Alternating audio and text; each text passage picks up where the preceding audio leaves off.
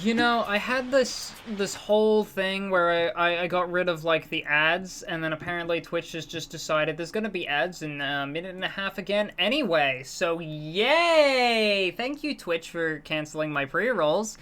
That's very fun of you.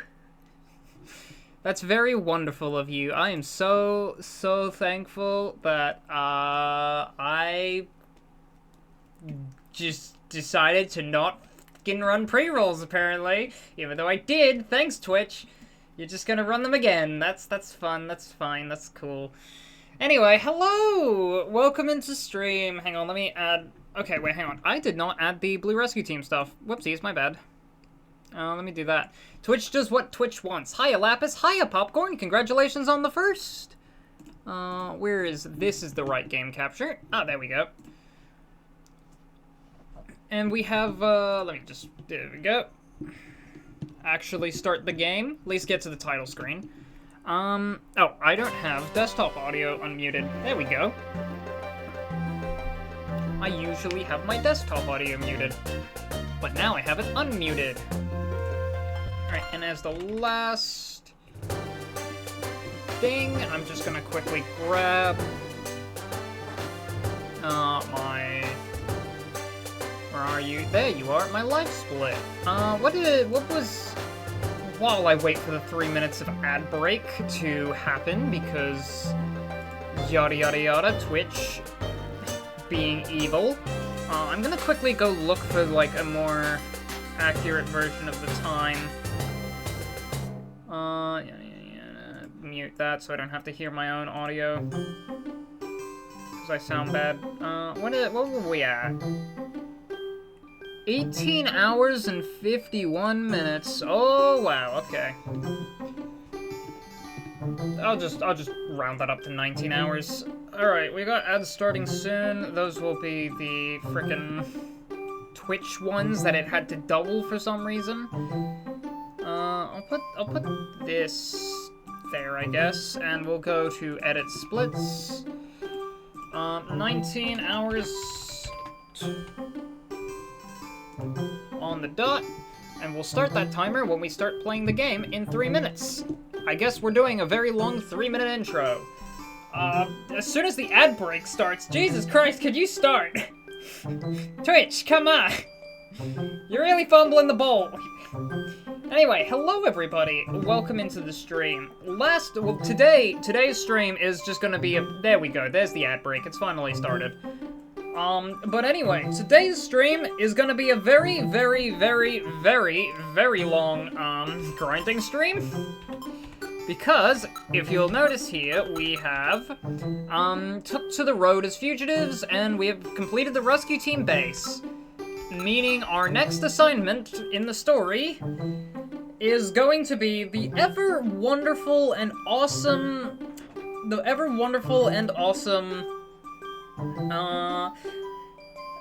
incident of trying to kill Groudon. Unfortunately, Groudon has more defense than we have damage because the regular attack is just that awful. So, we're stuck, being, like, 5 levels underleveled, having absolutely no chance against Groudon, and, now we just have to turn around and power level, I guess. Power level at half experience gain, so this is gonna take a very long time. So do expect shenanigans this stream. I am open to a lot of shenanigans this stream.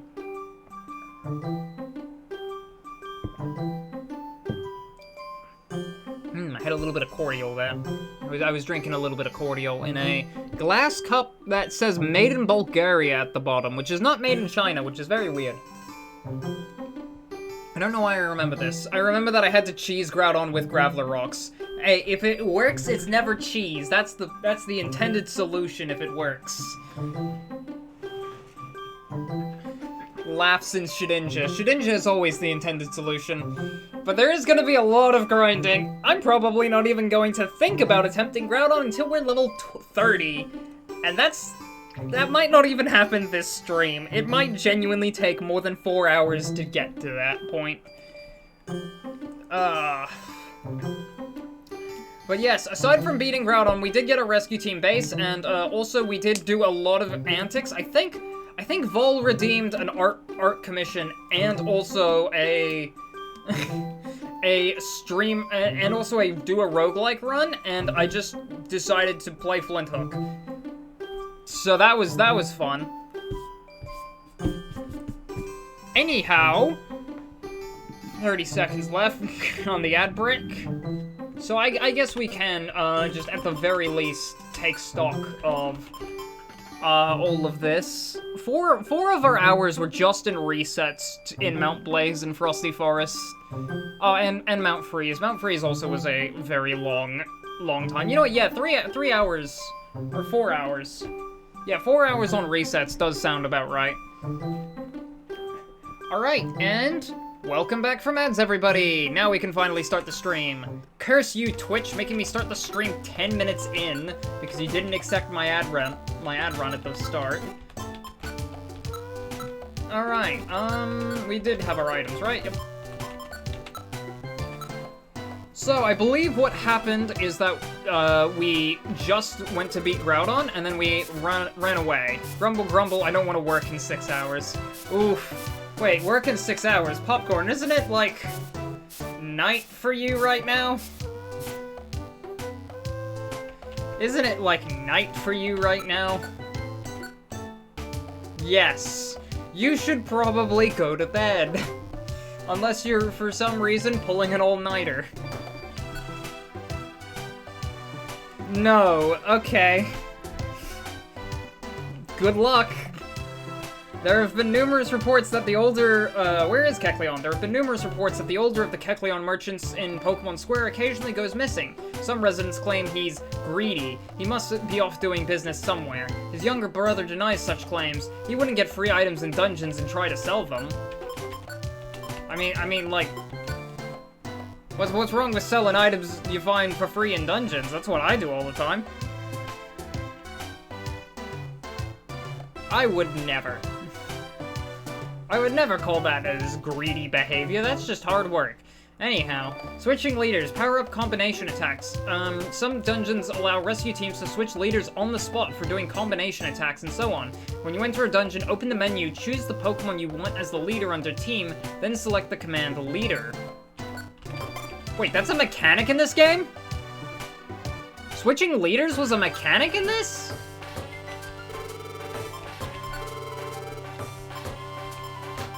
Huh.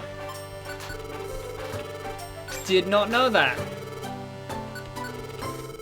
I'm not sure what these certain dungeons are. It's probably none of the story dungeons, so, like, it's probably not much of a mechanic.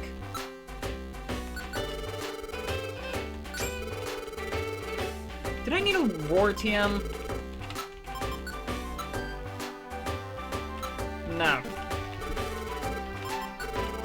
No, I don't want to sell everything. A lot of my Reviver Seeds are in my inventory right now. I'm gonna actually store these. But yeah, I'm sure Alakazam's gonna be fine. Wait, I thought you could only change leaders post-main story. Apparently, I don't know. I'm assuming it is only the post-game dungeons that I can swap leaders in. We'll add the Heal Loopet, the Stanima ban, and the Person ban? Do I want to keep that? Nah. Alright, anything I want to keep in here? Whoa, Plain Seeds! That's awesome! For all of the, recycle we could use. You know, the move, recycle. In the run where moves are banned. And therefore, we can't use them. Why do I have a Max Elixir in here? Get out of here. I'll keep the Escape Orb on hand, because that can come in handy sometimes. As I have learned from the Explorers of Skyrun, it can be very handy when there's a dungeon that only just allows the item you need to defeat a boss, aka Quick Seeds. I don't think Quick Seeds are in this game, but I know they're in the remake. I can't remember if they're in the original, though. Alright,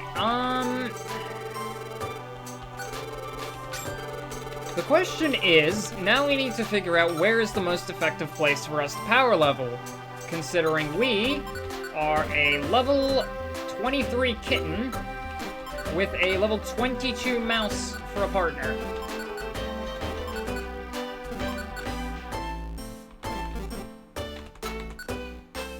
Which is not ideal. Frosty Forest has got a couple jobs. Do we think doing jobs is the most effective way to get levels? Is the most effective way to get rescue team points? Does raising a rank do anything? Good luck with the level grind. Yeah, no, this is gonna take forever. I'm pretty sure the Makuhita Dojo would probably be the most effective way to raise our level, but let me check the ranks, because is there any actual benefit to raising a rank in this, or should we just save that for later? That is not the original.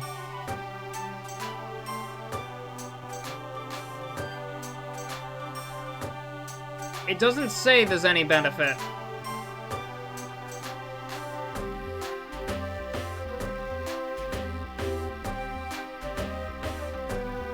Is there literally any benefit?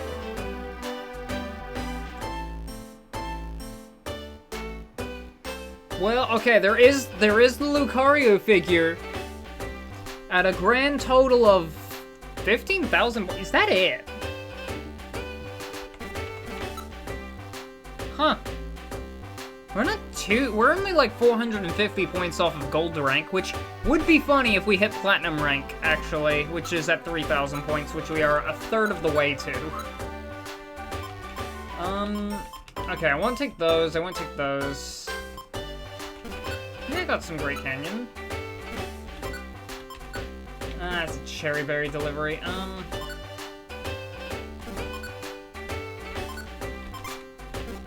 Oh, I should be checking the rewards, actually, because what we're looking for...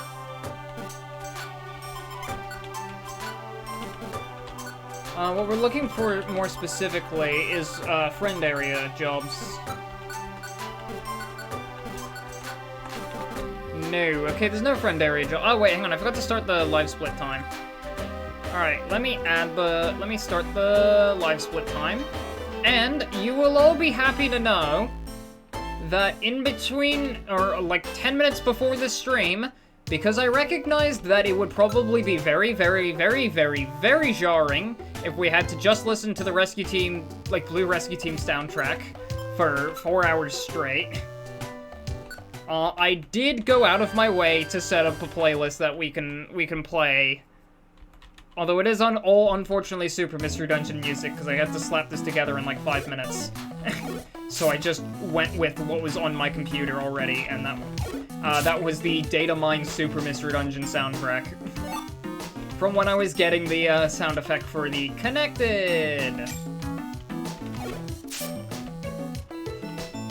follower effect. So I now have the ability to just play the Super Mystery Dungeon soundtrack in a bit. For right now, we can listen to just the Rescue Team soundtrack and the actual game audio. Hello, Kyranos! How are you doing today? I hope you're doing good. We're doing just a simple grinding stream today, so it's just gonna be 4 hours of this. Oh, hello, Pseudo Widow. Yay! But yes, we have a whole 4 hours of doing this. Hot and sweaty, but good. Hell yeah, at least you're doing good. Ah, it's finally cooling down over here in Australia. Gotta love those southern hemispheres. Is this your basic attack only file? Yes, this is the basic attack only file. We get 15 experience per kill. 'Cause that's halved. It's normally 30, and this is Thunderwave Cave. 30 experience in this run is like half of our experience from killing like an endgame enemy. Woo! Okay, killing later game enemies is more like 100 experience. Instead of, you know, 200. Instead of being well over 200 experience, we get barely over 100. Yay. It is not great. That is like mid-game experience gains, and that's all we get at best. And that's assuming we kill an enemy with a high experience yield. We got a Voltorb. Your name is Ball.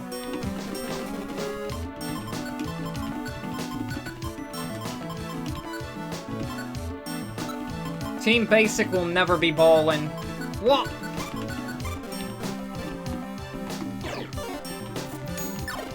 Heck it, we ball. And we got an Elekid. It's the return of Plug. It's Plug.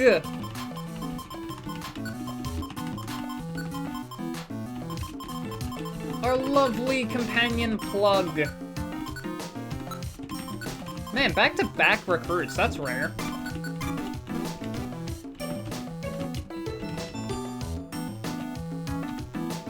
I'm gonna need some backstory on Plug. Before doing this run for Rescue Team, we actually did a version of this run in Explorers of Sky.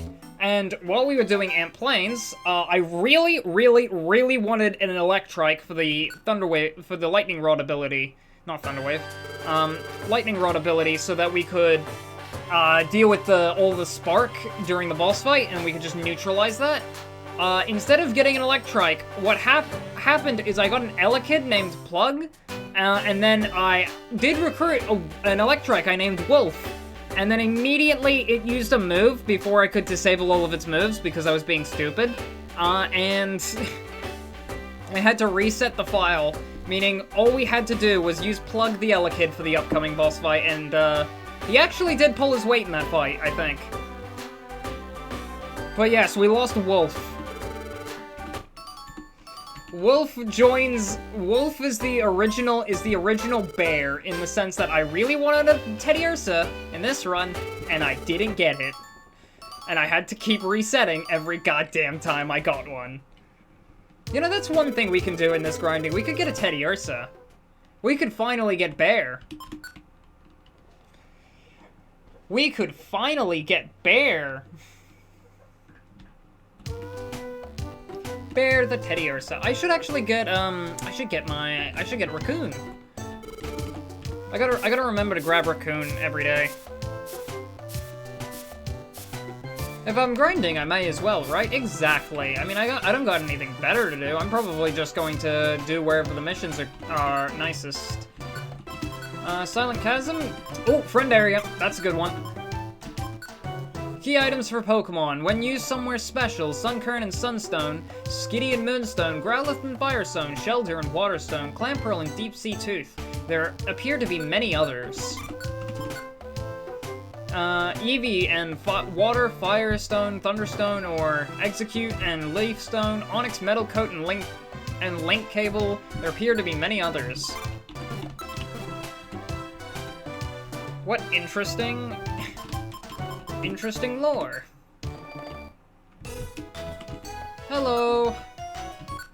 Let's go, Raccoon. And hi, puppy. Well, thanks for that helpful info, game. Exactly. You know, I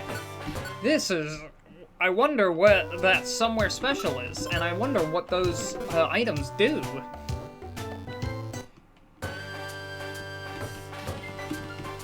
It's like, wow, thank you for the very helpful info of how to evolve. Can I do it? Thank you, game. Taunting me with info that I cannot possibly use. Items probably do nothing. Exactly.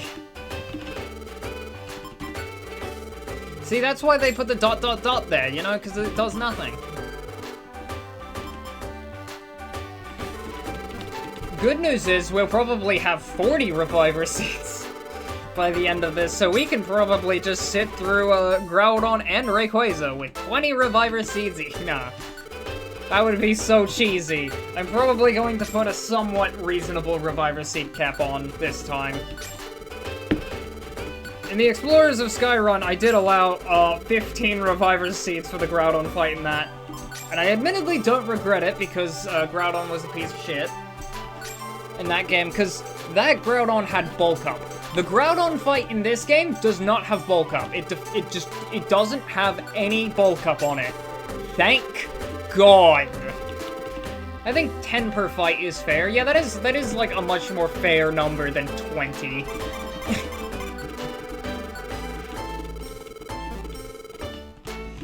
I think that's how much. I think that's how much we were roughly going to be using.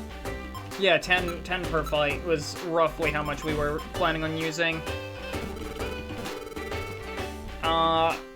With how we are right now, ignoring all of the level grinding we have to do. All right, where are we heading? We're heading to Silent Chasm, I believe. I'm gonna get rid of this orange gummy mission just because I don't like deliveries.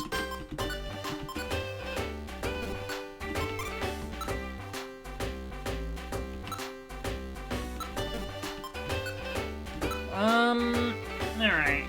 Great Canyon, Lapis Cave, anything bad? Nope. I guess I can take an Uproar Forest job.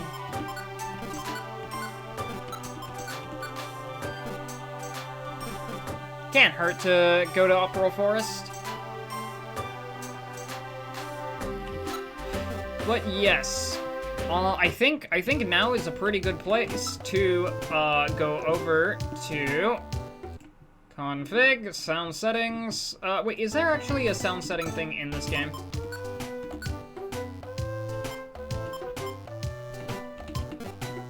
Vile.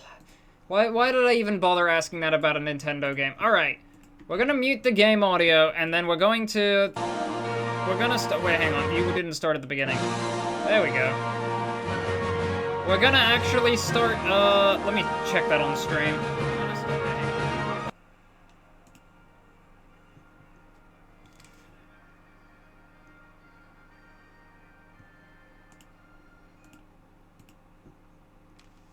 Okay, yeah, no, I don't think that showed up on stream. I'm not sure. It probably shows up on stream. I'm just being silly.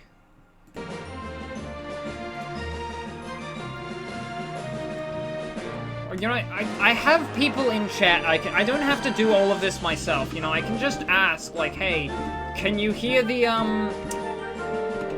can you hear the Super Mystery Dungeon music?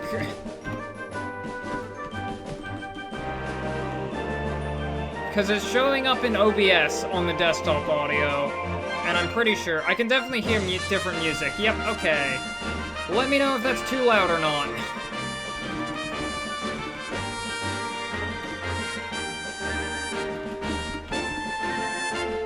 Raccoon! You bastard. Could be a touch quieter. Alright, yeah, that makes sense. Let me take this down to 90%. That should be a lot better. This is also a much louder song in general, considering this is the main theme, so I might actually...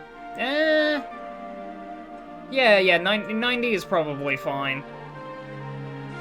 Yeah, 90 is a lot better.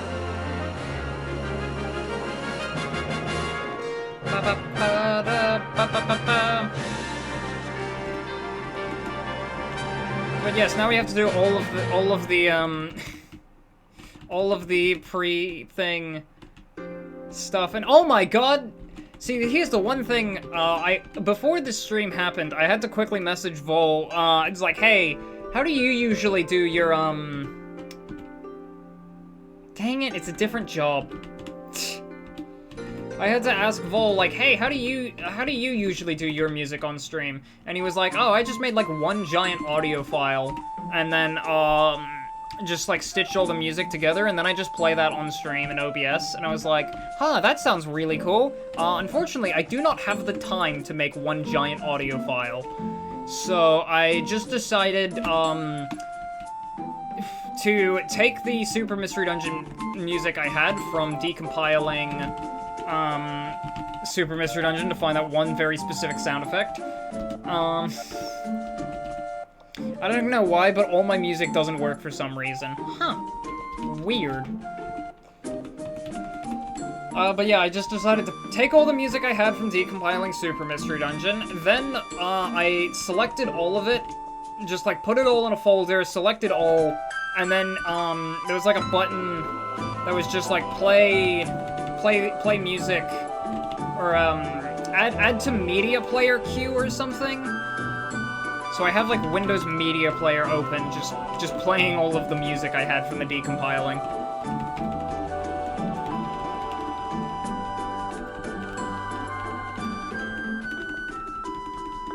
Is that...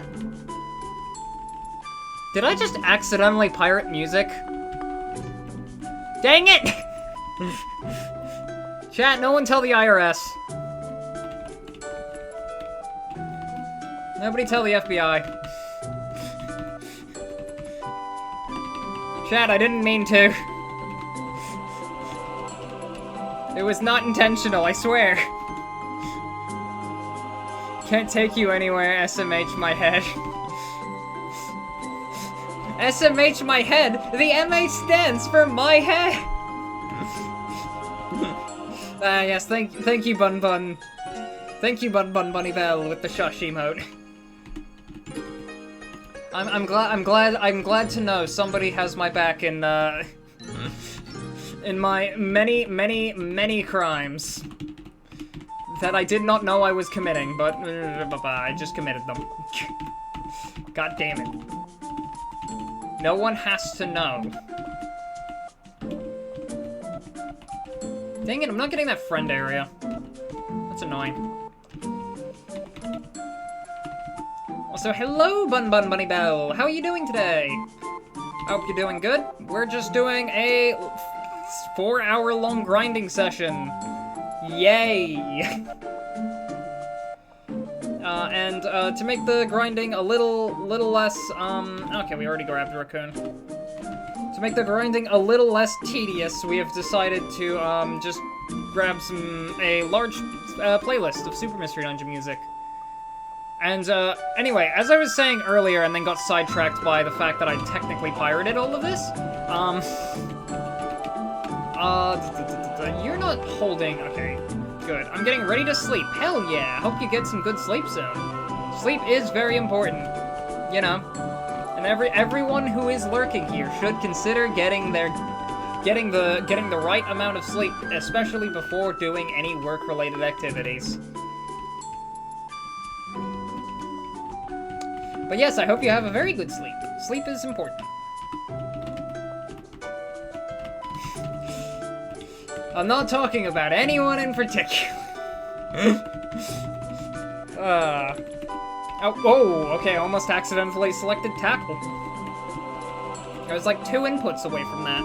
That would have been bad. I would have had to reset again. Do you think after all this grinding we might finally be able to, defeat Groudon and Rayquaza in under 3 deaths? Cause, like, honestly, I'm not sure if it's gonna take us 100 deaths. I'm feeling pretty good. It's taken us 97 deaths up until now, but that's mostly because of the Fugitives arc and, low levels and getting one-shot by all the bosses. So I do really hope we can actually do the last bit of the game without dying. I literally just said, anyway, to get back on track of what I got sidetracked from, and then immediately got sidetracked off of that. Are you kidding me? Oh, this is the peak commentary that you're stuck with for the next 4 hours. Anyway, to go back to what I was saying in the ye olden times of 5 minutes ago, I was talking about this with Vol, and my solution was to just grab a bunch of music, stick it in a folder, and hit the play all, cue all in Windows Media Player. The good part about this is I can actually loop my music. I can actually loop the music that's playing right now, because what Gummy delivered for friend area? God damn it. The music here is all sorted by order of, like, the actual game soundtrack. You know, it's like track 1, track 2, track 3, track 4, yada yada yada. I did just, like, get all of, I get to just hit the shuffle button. I don't have, I was, like, curating the music so that we didn't get things like the dangers within, or the coming danger, and the secrets within, for, like, and I have to listen to that for, like, 3 minutes. So I did curate it, but I only got to, like, halfway through the game, so this is very much early game Super Mystery Dungeon music with a couple sprinklings of some other songs that were just like no-brainers. I had to put them in. Reports of a noxious gas leak caused widespread chaos in the sinister woods. Specialists speculate that the recent natural disasters are to blame. However, some also blame Team Coughing's training in the area for the foul-smelling gas. The answer, apparently, is blowing in the wind. Though I do believe there is a VLC plugging for OBS to have a playlist of media. Really? Wait, there is? Because that would be unironically very helpful if I got that installed. I will have to look into that off stream. I will, like, unironically need to look into that because that sounds very, very important. I do not care about the rocks and the Petra Berry I got. Only 111. I do actually need... Honestly, unironically, Petra Scarves might be good for, Magma Cavern, specifically because of Poison Point Nidoqueen and Poison Point Nido King and Queen. It takes, like, 8 hits to knock those things out, so, like, Poison Point is basically guaranteed to proc. And if Poison Point procs, like, the poison can get very annoying.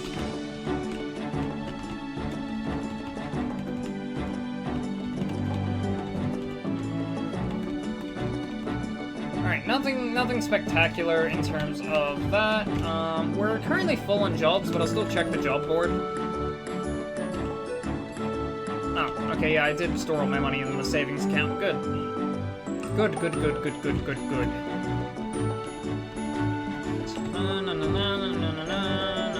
Silent Chasm, that's a pretty good one.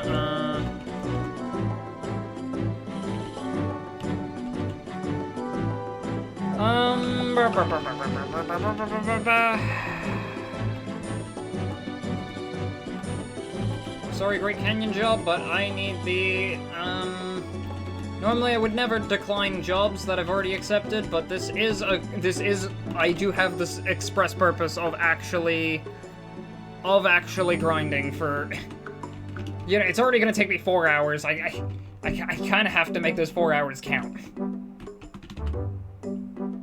I did grab Raccoon Dog, didn't I? Or not?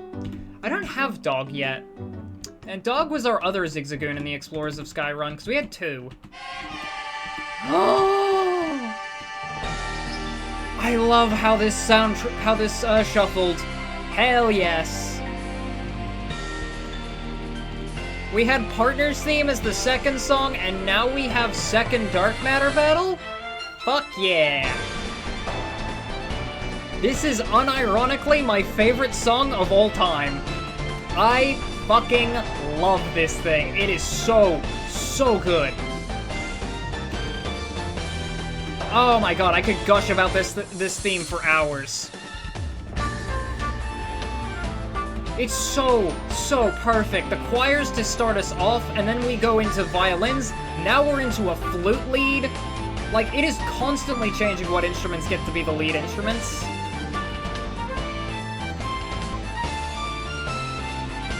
And it's so fucking nice. There's an electric guitar solo in this song. Why is there an electric guitar solo? Because fuck you, that's why.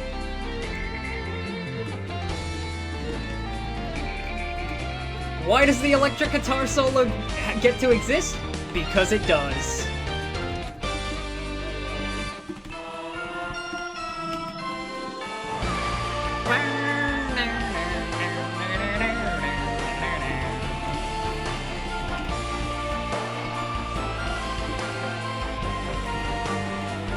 and the whole, like, remix of the Partners theme, oh, it's beautiful.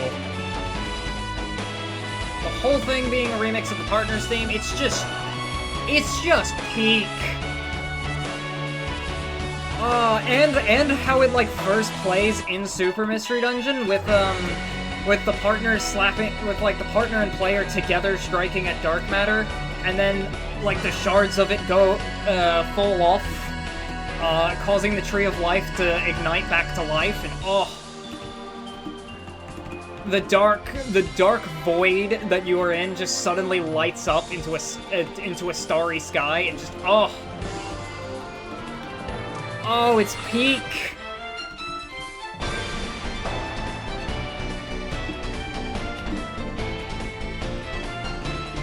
Like, we got the violins, or the violas. I never learned how to tell the difference between them.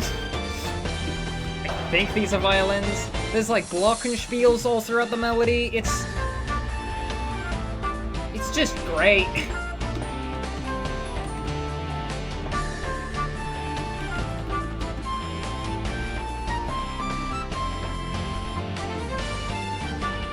And just how seamless that transition from violin into flute. It's just, oh.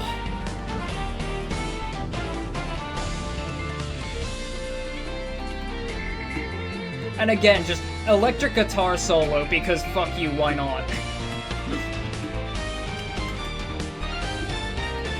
We can just have the electric guitar solo on the melody, because we can.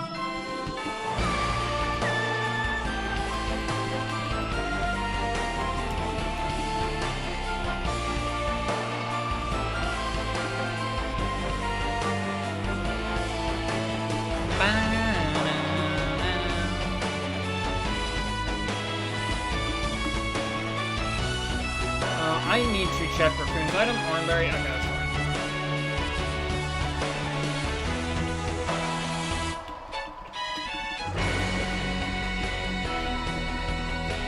Oh, and that one little thing of the Partners theme, just da da da da da. Oh, it's perfect.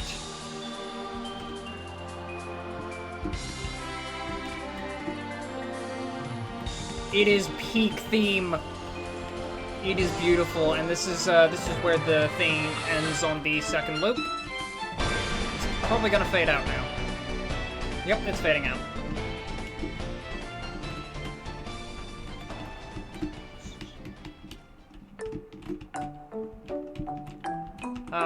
Yes, and I think this was... I know what this was, but I forgot what it's called. Mud Sport? I don't care. Oh, what was it called? I think it was With Big-Hearted Kindness, if I'm not mistaken? Yeah, it's With Big-Hearted Kindness. I got the name right. That's the name that popped into my head immediately, but then I was like, no, wasn't this that, a different theme? But no, this is With Big-Hearted Kindness. Alright, we also finally got the escort out, so we can stop having to play it safe and panicky. I'm going to try and not accept escort missions as much as possible, because those will slow us down, but I just decided to do that here, because I think we already had that one accepted. And I always feel bad whenever I have to unaccept the mission in this game. Because, like, the whole point of this is, like, you know, the whole point of a rescue team is that, you know, helping people. It's not really about the money and the fame. That's what the Explorers games are for. That's what Explorers do. Money and fame.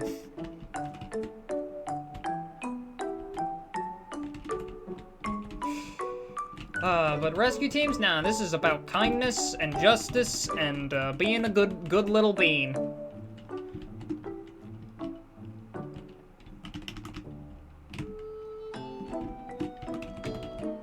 This is the not exclusive Good Bean Club, because anyone can be a good bean.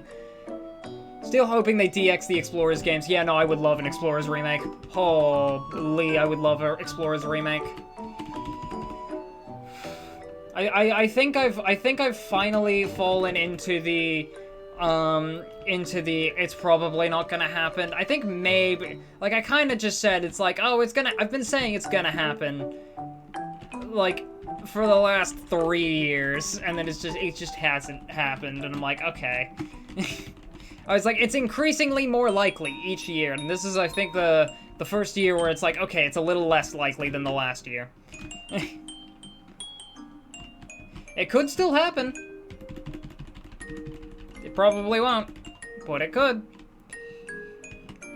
Also, man, now we get Partners theme music box. Wow, the shuffle has gone really well on just all of my favorite themes. You know, Partners theme, second Dark Matter battle, also known as Partners theme, but remixed.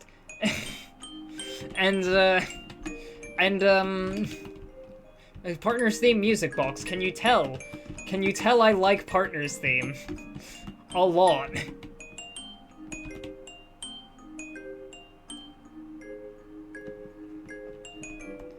I love this remix. It is so good, and I have a lot I can talk about on this theme.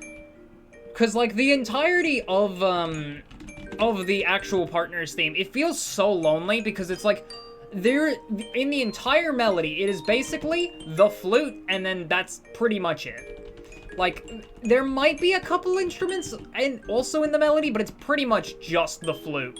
And it's basically just the flute solo show. I forgot to take that oranberry off Raccoon. Whoopsies. Oh, is my inventory full? Oh, it is. Well, I guess you can keep holding on to that oranberry, Raccoon.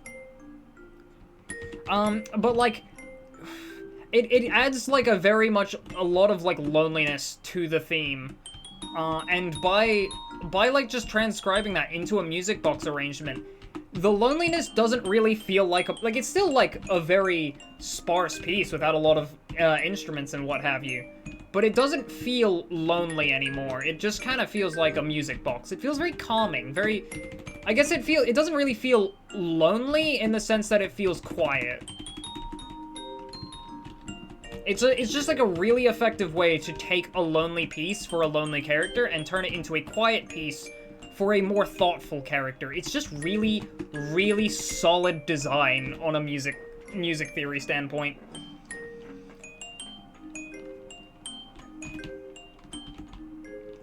It is good design. And of course, second Dark Matter battle, just having all of those different instruments in the melody, and just having the electric guitar solo, because it can have an electric guitar solo, is also a really good way of showing how the partner and the later portions of the game isn't just lonely, and they're not just, like, quiet. They are outright, championing everyone, basically. Like, they are not only talking for everyone, they are on good terms with everyone believes in them.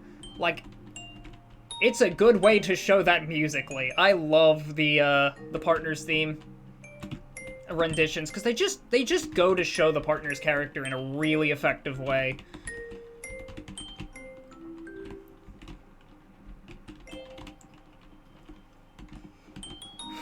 Like some of the other themes, like, I think Time Gear is really, really good at showing, like, just kind of showing, like, the general evolution of the journey throughout all of Explorers of Sky.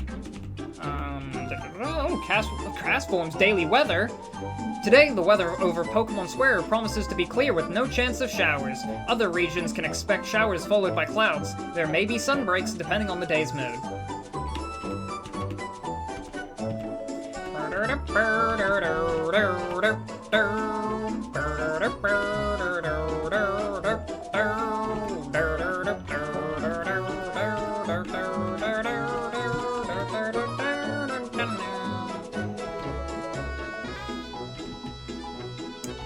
One white gummy wanted. You can't live without it. I mean, I feel like you can live without it a lot more than the people in Lapis Cave. Once again, ruining my property value, guys. I can't have skeletons in my closet. It's not good. Do you know how many people would make that exact skeletons in my closet joke if I let you guys die in there? Oh my god. So inconsiderate. Get out of there. Stop dying.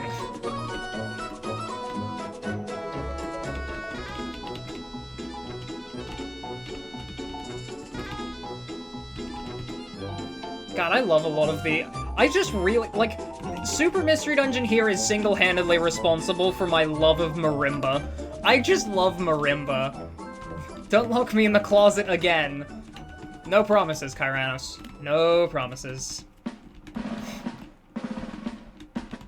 But I feel like Super Mystery Dungeon is just single-handedly responsible for all of my love of Marimba, because I just love me my Marimba. It is such a fun and whimsical instrument, and I adore it. It's one of those instruments up there with, like, kazoo. Like, kazoo I love ironically, and also kind of unironically, but mostly ironically. But marimba I just love because it's a silly little thing. I love it. It has, like, it is mostly, like, unironic love for the marimba. A little bit ironic of just a little, like, it's just a silly little instrument. But, like, it is mostly just unironic love for marimba, because it's fun. Floor 14, there we go.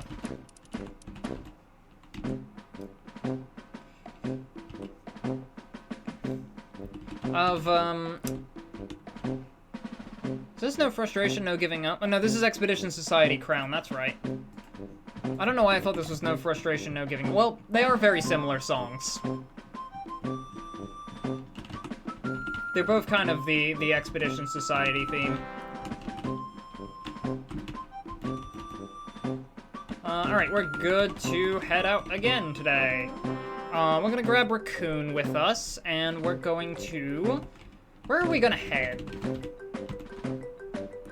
Good luck! Hello, Minshino! Welcome into the stream! We're just doing a bunch of grinding today, admittedly. There's not too much we're doing today.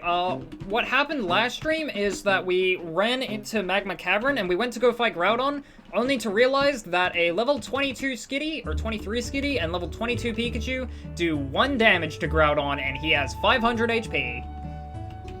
So we physically cannot do that fight, especially considering he has Ancient Power, so if we try it, he just gets Ancient Power boosts on us eventually, and then just kinda, yeah, it does not go well. It does not go well from there, so we have to turn around and do missions until we have a high enough level. That's easy, just hit Groudon 500 times. Unironically, what we did in the Groudon fight in Explorers of Sky, we did just unironically hit him 500 times. That is how it worked. We just dealt 1 damage to him until he died in that game. Unfortunately, in this game, I don't have gummies that make me a nigh immortal rat.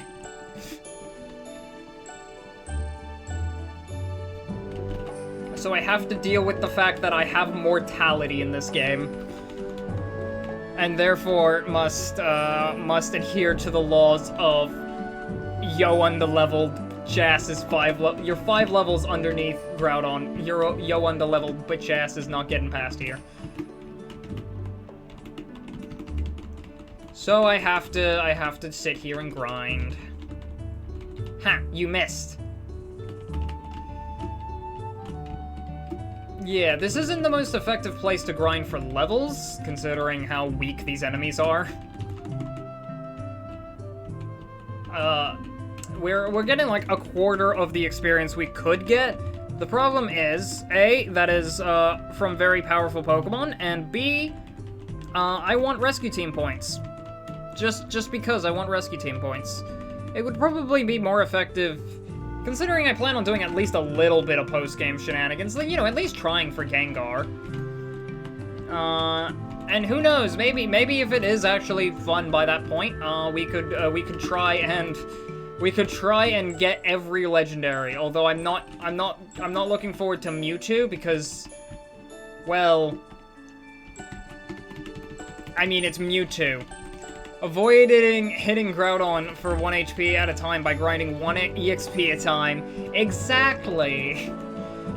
It might as well be 1 EXP considering all of our EXP gains are halved in this run. That's supposed to give 90 EXP. Which, by the way, yes, this place is giving us about as much experience as we can get from a single kill. Oh my god, Mouse actually gained a level. Nice.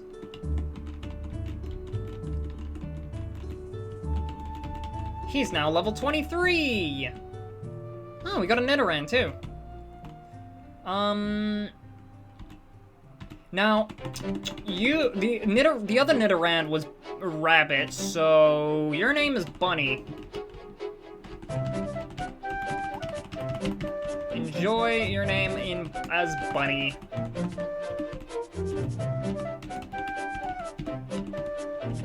Bunny the Nidoran.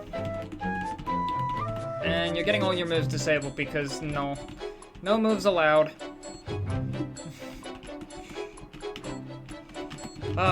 It's a very nice name, Bunny Bell.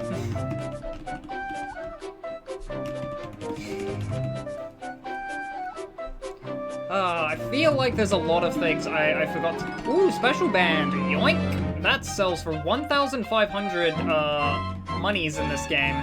It is ridiculous how that sells for so much. But I honestly forgot how much of a carry Raccoon was for us in the early game, considering, like, I am used to Explorers of Sky. Raccoon and Dog were utter liabilities. Like, they just sucked. Not in this game, though. In this game, Raccoon and Dog kind of just hard carry us. Nidoran? Yeah, we got a Nidoran! Nidoran male, specifically. Or is it Nidoran?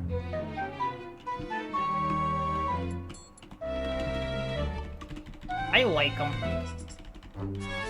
Funny guy.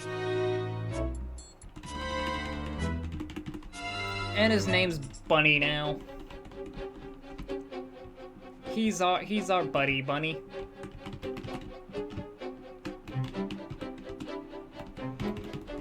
Speaking of buddies, though, I have been playing a huge amount of Pokopia, and it is Pokopia is legitimately reminding me of so many of the best spin-offs for Pokemon. Like, it reminds me of Mystery Dungeon in a lot of ways.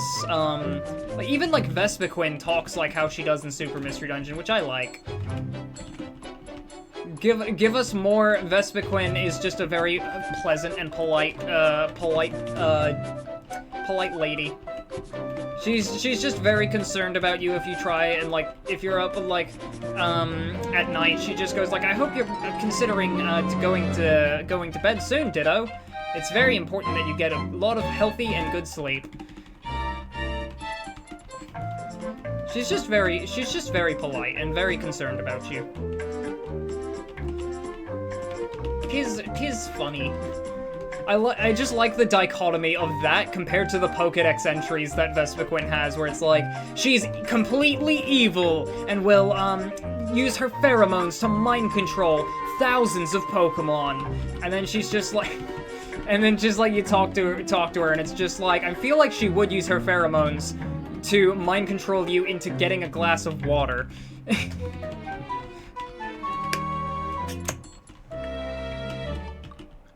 Because you're dehydrating. It's very fun. Pokopia looks like a really fun game, but the player character just looks a bit too disturbing. Well, what do you mean? What's the slime? The slime looking a little disturbing? No, surely not.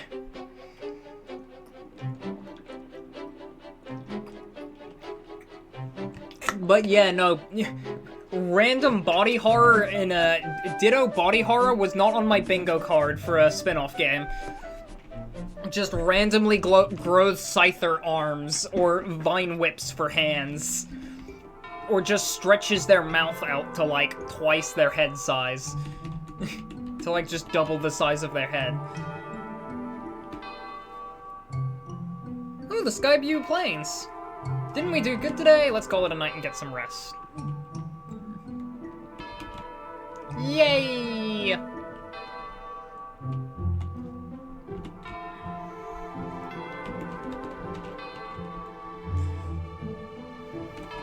We did it. But yes, I have been playing a lot of Pokopia, and it is reminding me of every good, like, Pokemon spin-off game I've played. Like, I'm getting Mystery Dungeon vibes from it, I'm getting, Pokepark vibes from it. It really does just kind of feel like Pokepark in a lot of ways. Oh, Silent Chasm, escort, but it is a friend area job, so I'm gonna take it.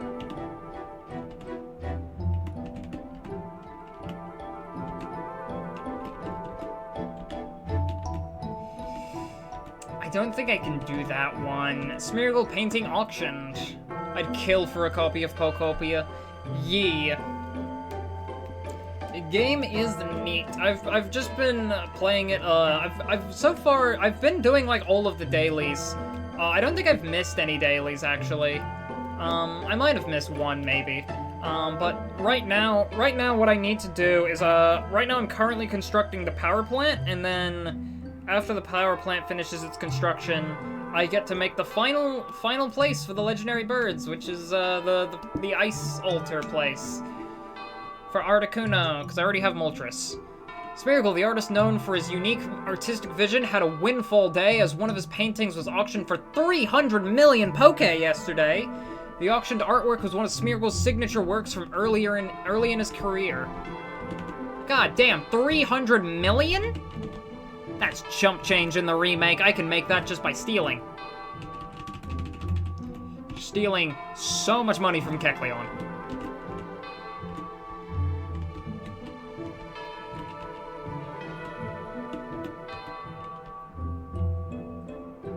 I do wonder where the best place to find Kecleon is in the remake. Because I know he has different chances of showing up on different floors of different dungeons. Apple, I'm keeping. What am I keeping in this? Oranberry, black gummy, blue gummy, and then everything else gets sold. But yes, Pokopia reminds me so much of Pokepark. It's great. I think the best place to find Kecleon is in the Kecleon shop. Glad to help. Yes, right here, actually. Why am I questioning where to find Kecleon? He's right in front of me. That is very helpful advice. See, now we can just buy a bunch of Reviver Seeds, all from Kecleon. Is there an item limit in this game of how many items you can keep in storage? I'm assuming there's like a limit somewhere. I'm just not sure what it is.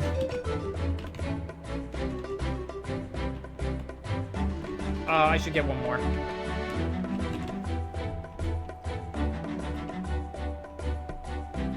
Also, Lush Jungle here, for being like the first dungeon outside of Open Pass, Lush Forestia has no right to go this hard.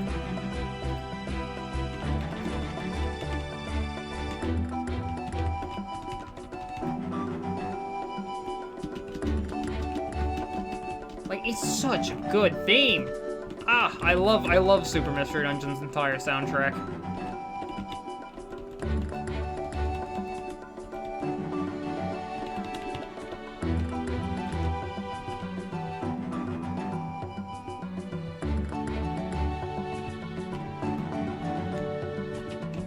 I should have a full job board. All right, where are we going? Deliver a white gummy in Lapis Cave. In trouble, scared. Where's that friend area job? 8th floor of Silent Chasm. Ooh. But we are going to go to Lapis Cave.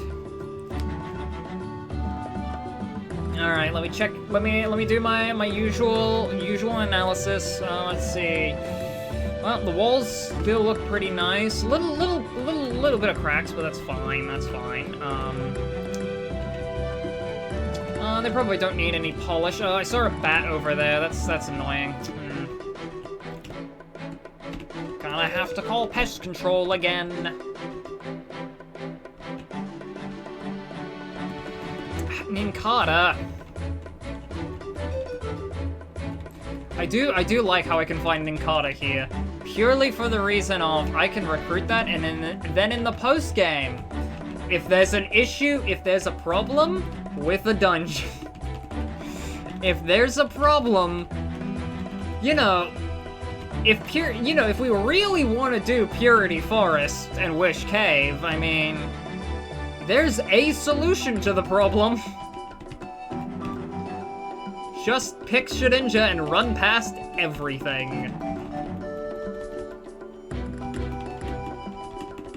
Unfortunately, I don't think Jirachi has anything to hit Shedinja with, but, how the frick are we gonna...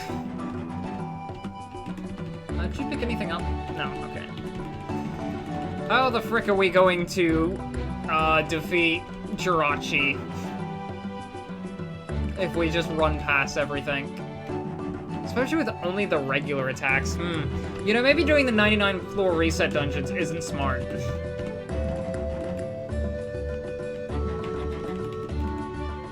Get him, my raccoon. Ah! Right, yeah, Raccoon is, as useful as he is damage-wise, is also very much a glass cannon. I forgot about that part. Cannot take a hit like Kitten and Mouse can. Kitten and Mouse can take a hit beautifully.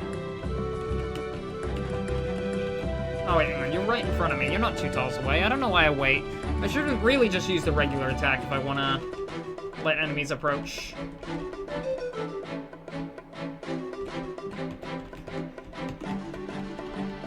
But yeah, Lapis Cave here, all things considered, is not a terrible place to get experience, considering that Ninkata gave us like 70 there. It's still not like the, couple hundred or not the couple hundred, barely over 100 that we can get, but... Come on, Nidorina, how much you got? 42. I remember you being the threatening one here, and you dropped 42? Really? Ah, well. Alright, Twitch is thinking about running an ad break now, so that will be likely happening in a few minutes. Or a few seconds.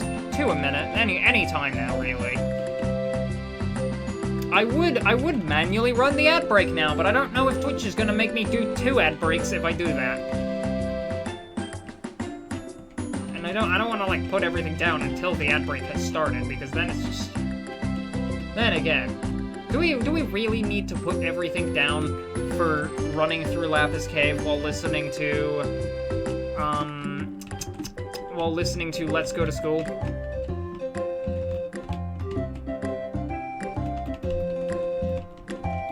I mean, it's a pretty good song, but like...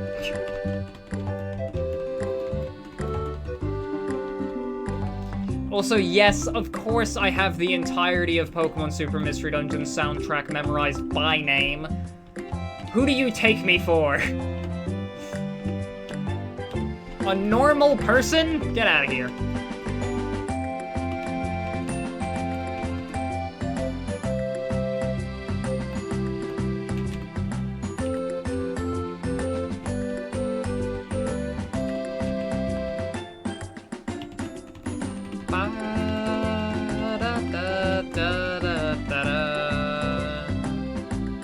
Hi.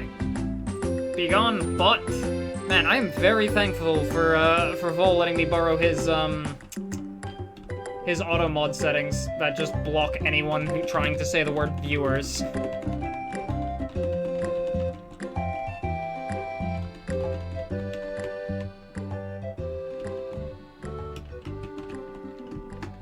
It is incredibly helpful.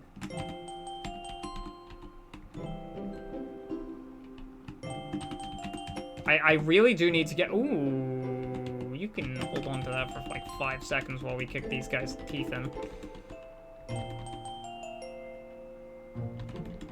Okay, Raccoon didn't get like a chance to attack, but that's fine. Man, I miss so many... I miss so many items and moves. I think this run is making me really, really, really appreciate like all of the like the very subtle status moves that you don't normally think about. Because there's a lot of status moves in this series that like you probably wouldn't think about the usefulness of like Substitute or something. But God, it would be such a useful move.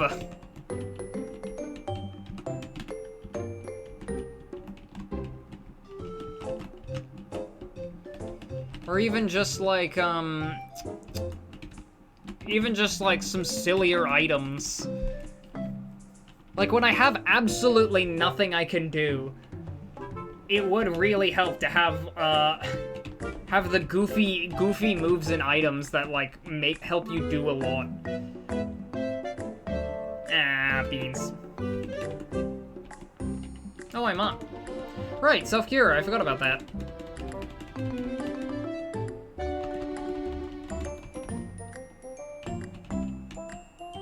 $138, I'm pretty sure that doubled.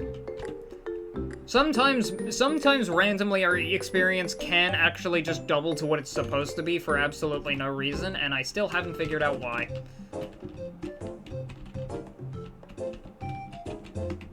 You'd think it would be because Tangrowth affected themselves with ingrain and growth, but like that's never really consistent. Okay, you know what? Be consistent this time, I guess. Come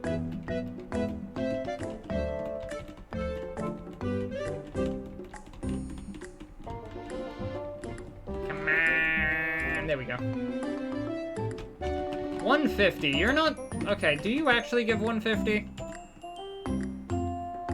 I think it's just doubled our experience 3 times in a row for some reason. I'm not complaining. Alright, hello, what did you get? Max Elixir. It's the Dashing Wanderer! Ampharos once again getting so lost that he just stumbled into a completely wrong... He stumbled into the completely wrong game. I don't know why I'm going around this whole floor. Like, there's no items. I know there's no items. I have X-ray specs. I like the X-ray specs being like a somewhat early game item in this run. I don't know. It's nice.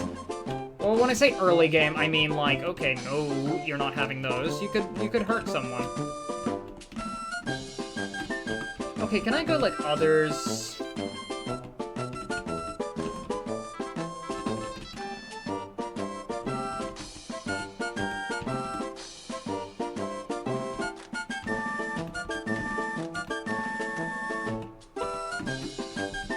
Now this is no frustration, no giving up, by the way.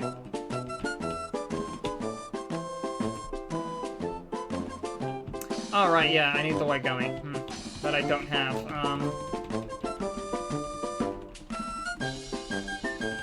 And it is just a good theme. I mean, come on. I love the one animation by Teeter Glance of the Expedition Society playing this.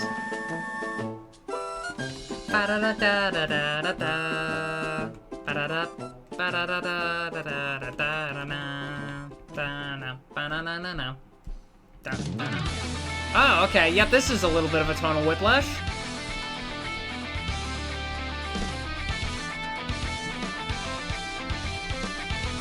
I mean, I'm not complaining. It's time for the incredibly challenging, incredibly intense task of sorting our items. No, actually, no, this is actually really fitting right now. We had to get out of bed. Of course, getting out of bed would have this kind of music playing to it. Do you know how hard it is to get out of bed?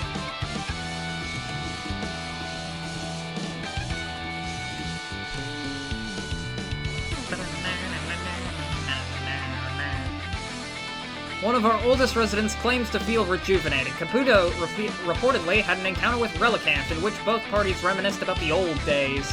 However, even Caputo could not keep up with Relicanth's tales from 100 million years ago. Caputo stated, "It made me feel young again talking to Relicanth." Extreme sorting.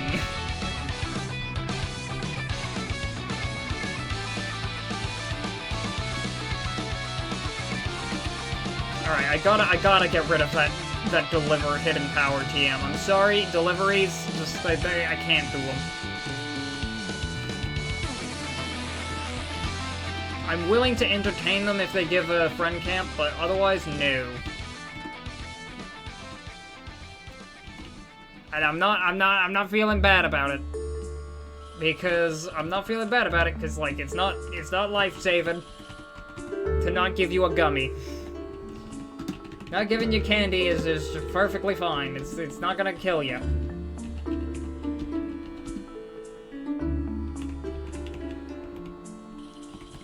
It's not like I'm refusing to give help.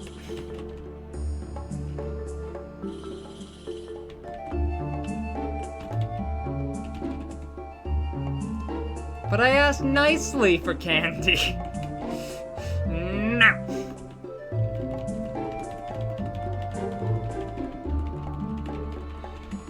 You know, now that the audio is muted, I can do a very, very cheeky thing, but no.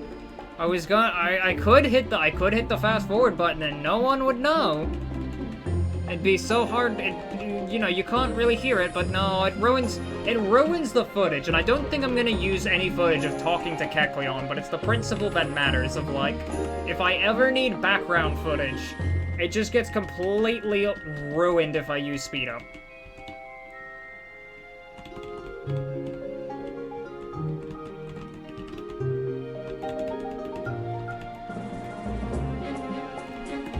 Just gets annihilated. I can't do it. Take you with me. I love how Zangoose and Seviper always ask you to rescue the other one. Wait, I can do this now?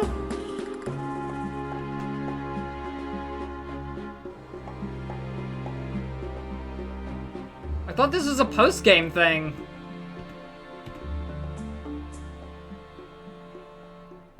Smeargle's Desperate Plea, huh? That's quite the title. What does it say? Can you read it? Kitten read the letter. Please allow me to introduce myself. My name is Smeargle. I once had aspirations of becoming an artist. Then, one day, there was an incident of an unforgivable nature. I fled because I didn't want to become an adult. But then I lost my way. I now find myself in this forest, unable to extricate myself. I'm lost in the howling forest. Somebody, please, save me. He ran away because he didn't want to become an adult. What's that about? I don't really get this, but let's go rescue the Smeargle anyway. The forest in which Smeargle is thought to have gone missing, the Howling Forest, is now open for exploration. I like the phrasing of become an adult way, way more than become sticky. Why do you have a ceremony where you become sticky? That's,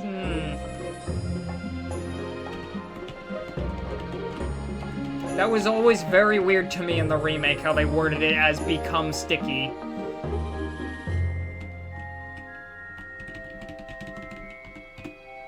Yet another OG rescue team dub. Hi, puppy. I can't bring all 4 of them. Don't question it. Alright. No questioning it. But considering this is a newer dungeon, I am going to turn off the Super Mystery Dungeon music for just a little bit while we actually play with the Blue Rescue Team music on for a change. Howling Forest. Who needs items? We'll be fine. Oh, it plays Tiny Woods theme. Alright, you get over here. You're cornered. Okay, you take about 4 hits to kill. I already have a Poochien, I'm sorry. 36 experience.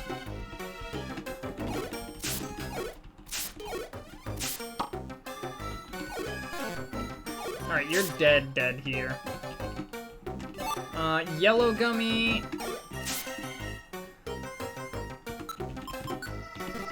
No, I can just do this. There we go. Okay, good. I thought it was gonna go behind, Raccoon, and I was like, that son of a bitch.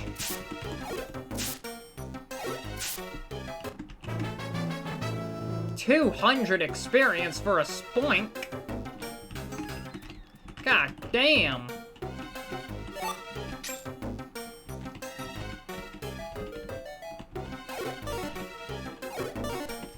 Okay, the Poochyena also just don't do any damage for us, so they're really just a nuisance, but all things considered, they are not a threat.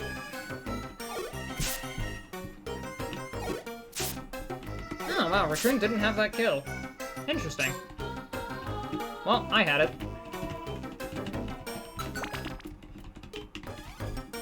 But we've opened Howling Forest up for missions now. Thank God that was not a grab of the rock, but you're still not having stun seeds.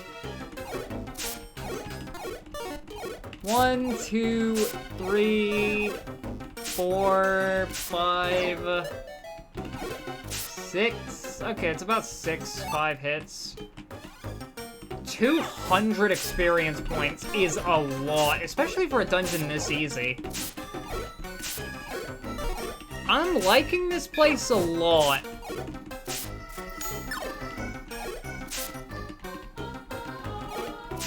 Especially considering, like, that's not bad on 60 experience points. It's not great. It's like 50% less than the Dragon Maze gives us.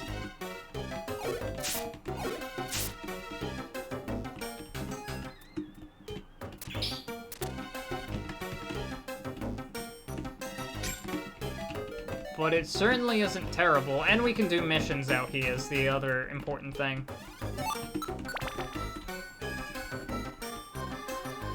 Ba-da-da-da-da.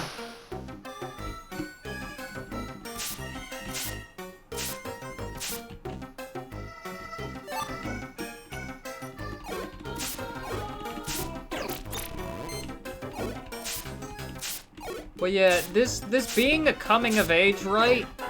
Does make a lot more sense. Damn, the weather killed that Whismer, and I didn't get any experience from that. How dare thee! I need levels. Oh no, okay, the Spoinks give us 99. It just randomly decides to double our experience. Probably because they keep using Splash.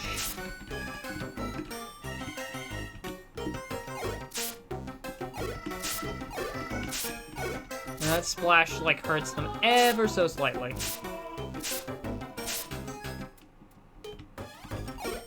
How did you know? You outright turned around to chase us down.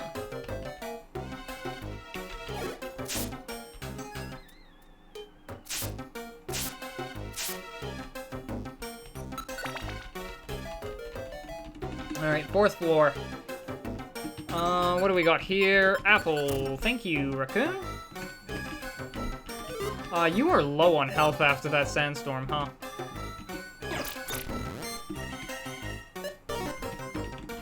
There we go. Everyone's all in on punching this Whismer. 115. Is it always 115 for a kill on Whismer? Because, like, damn.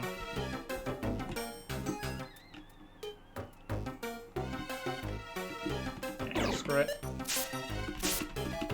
5 damage? I can take 5 damage.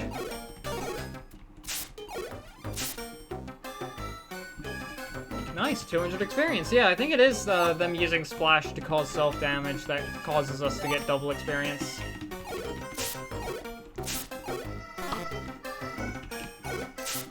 Chat, the enemy used a move and it caused damage. I guess that means we gotta reset the run. What a shame.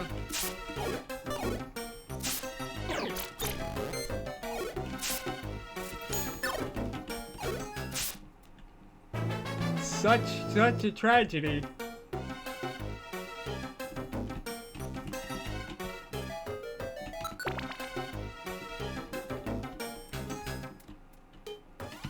Ooh, what do you got? Apple. Damn.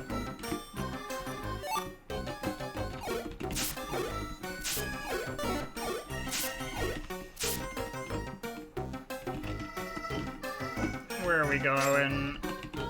There we are. But yeah, I remember one of the side tangents I was going off on. That's great. I remember I was going on about how much I like,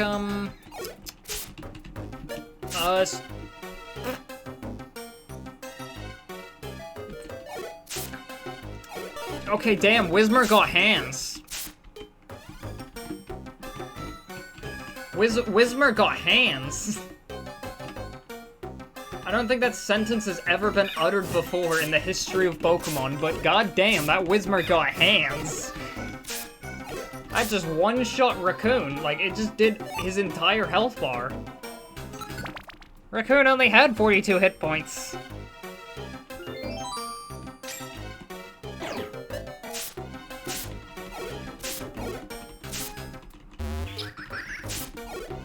Oh damn, 24, man, this Spoink has hands.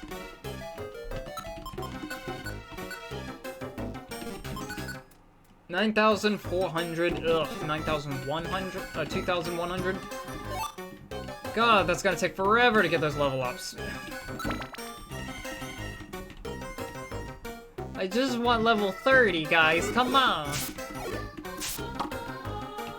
I just want level 30. Cause you kick my ass if I don't.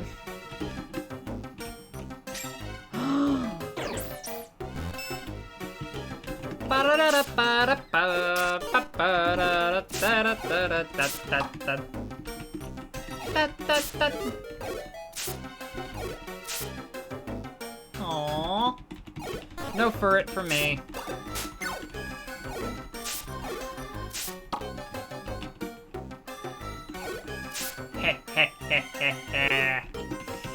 Alright, 1, 2, 3, 4. I don't know what you're doing there, but it's not running away. Furret is no longer sleepless! Yay! Furret can get a good night's rest. This is truly the best outcome. Furret gets sleep. Yay!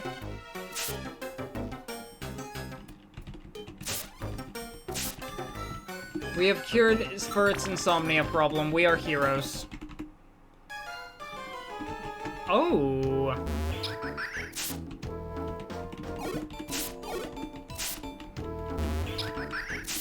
Ba ba ba ba da ba ba ba.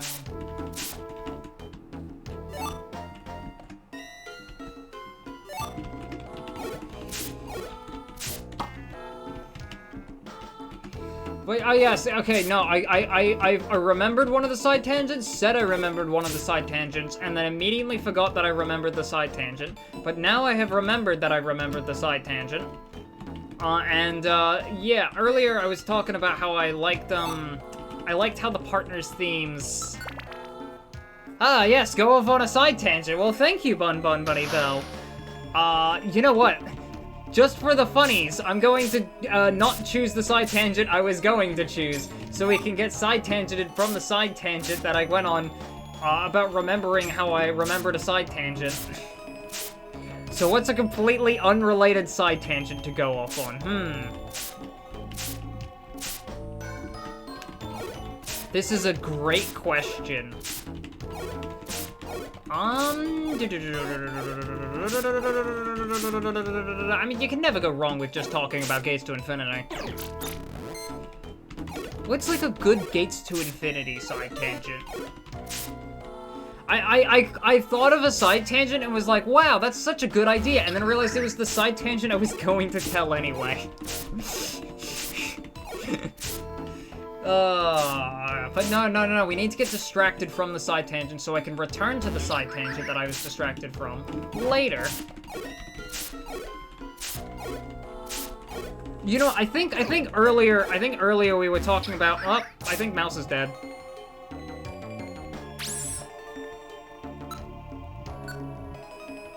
Beans. Oh well, like, what did I lose there? X-ray specs and a power band? Eh.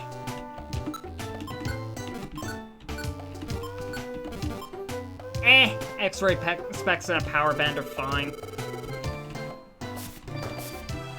That's not a lot.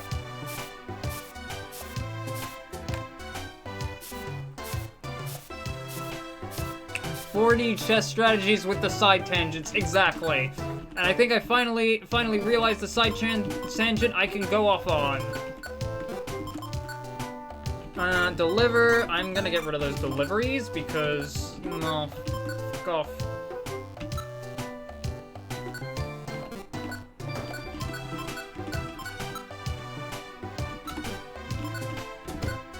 Let me check this. As a special treat, I'll share a simple way to tell fortunes with you. The key is the first thing you find in the day's first dungeon. If it's money, you'll be sure to make more. If it's a berry, your health is good. If it's an apple, you're super lucky, Chansey. And like actual fortune telling, that's a load of bullshit. But yes, the side tangent on... Right, yes. Pokopia, that was the side tangent I had ultimately decided on going off on.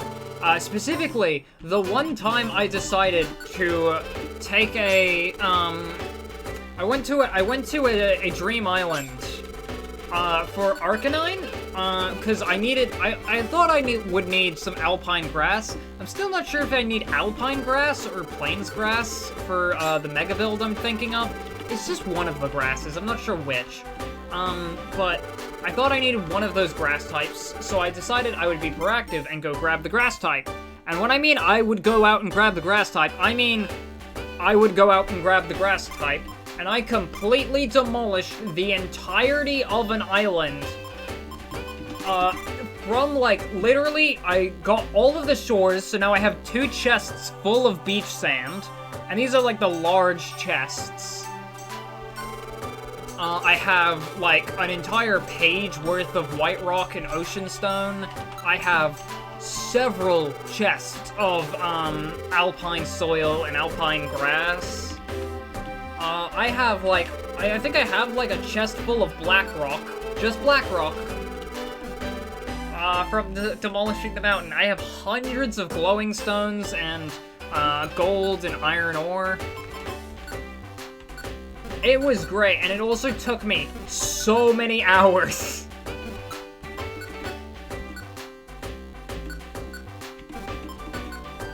Like, it takes forever.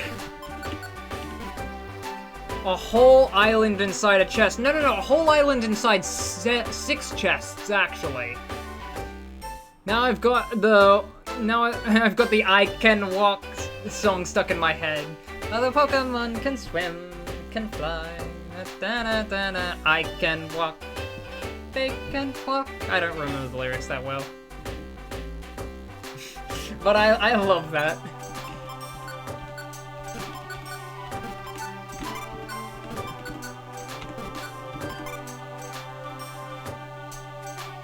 Throw a really big rock, but I can walk. I can walk. I love that version of it. It's just Pete. It's so nice and friendly.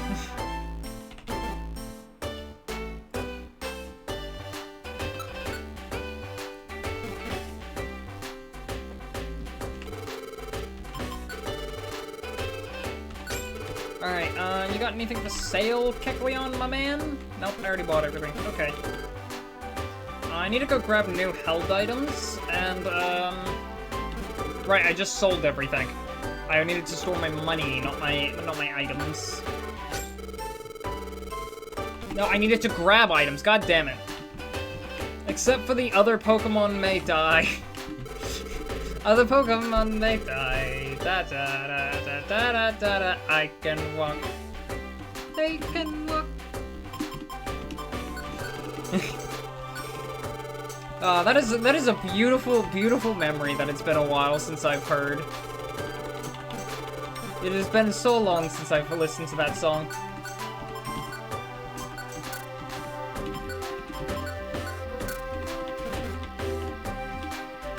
It's just great. I love the Furret Walk song.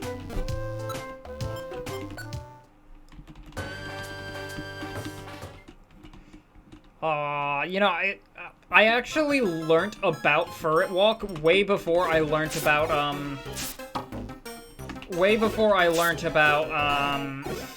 Accumulatown, so I was just going into Accumulatown and I was like, oh, this is where the song comes from? It was great. It was the best part of playing Black and White for the first time. Of just like, oh my god. It's Furret Walk, and I just love the town. Purely for that sweet, sweet Furret Walk vibe.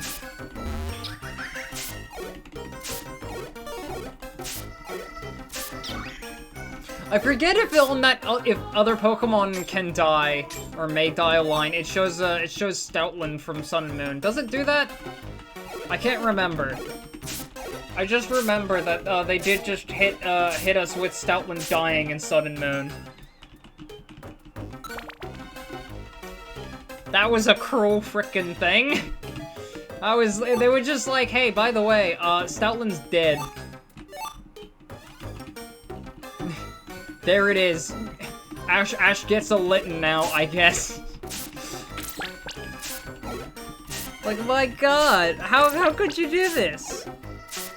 God, they even changed, like, they even made the whole thing, like, this washed out color palette within, like, the rain, and, like, oh my god. Even Team Rocket were happy that at least he got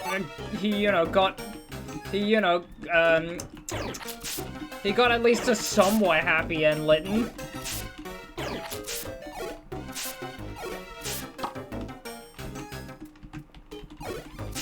You bastard. Get over here. Yeah, it's the Stoutland scene. God damn it, it is the Stoutland scene they show, isn't it?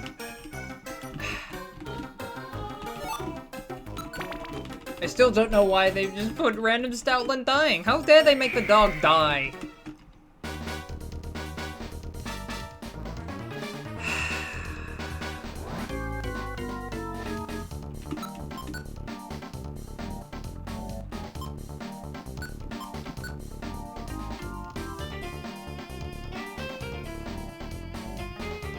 Technically, that's affecting enemies with an item, so it's banned.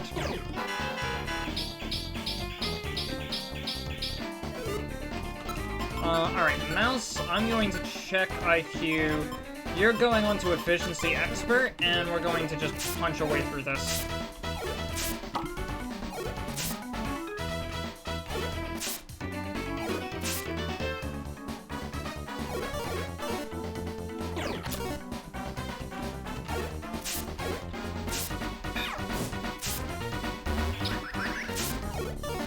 The Spoinks with their Psywave are probably the largest threat, but like...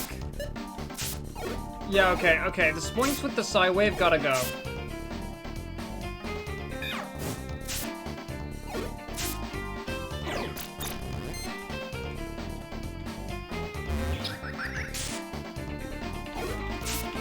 Useful.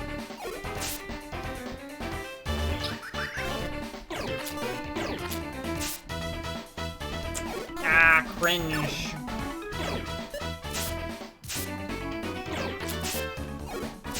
The Spoinks being the biggest threat, but also our biggest ally by hitting each other in the back constantly.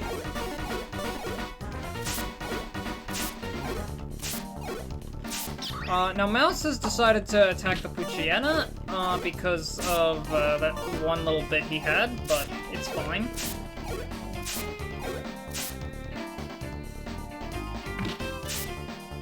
Ow! Ow! I have so many Leers on me. I have an Oranberry though, so we're good.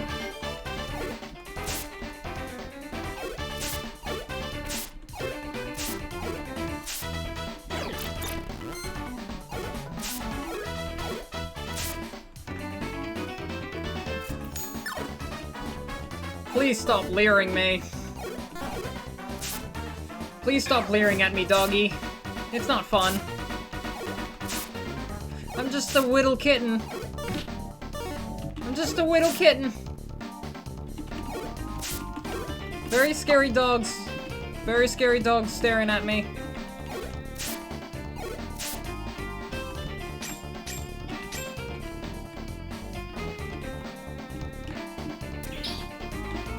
And Wonder Tile. You know, that room looks much more like a Monster House with the Link Box, the gummies.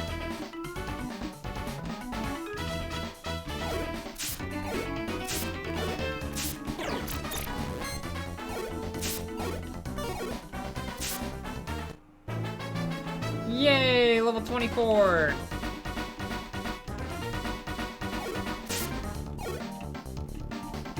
Get over here. Money. Alright,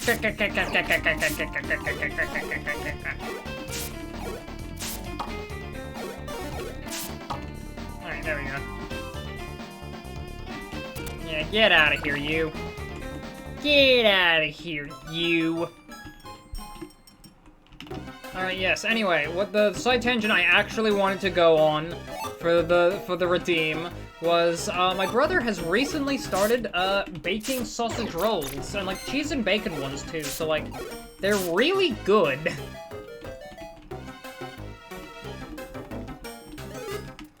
Like, my local supermarket has started selling sausage meat, sausage roll meat.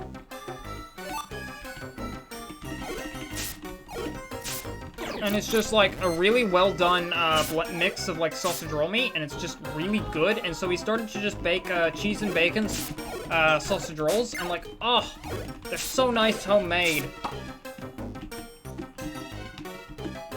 They're juicy, and just, oh. They are beautiful. I love them. Love me my sauce. Like, I've had some, like, cheese and bacon sausage rolls at some bakeries and stuff, but, like, man, something about homemade ones. Something about homemade ones. Oh, they're so much more fresh. They taste so good. I don't trust that room to my right.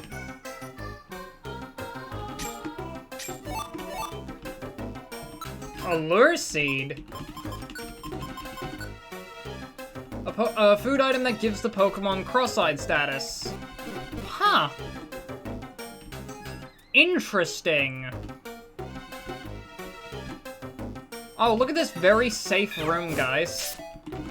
Look, chat. It's a very safe room with a bunch of money and a TM on the floor. What could possibly go wrong? As we all know, this is infamous for being the most safe and not at all dangerous room.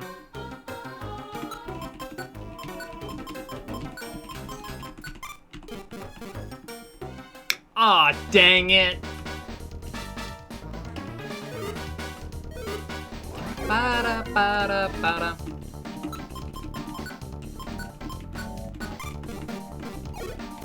And time to start punching once again.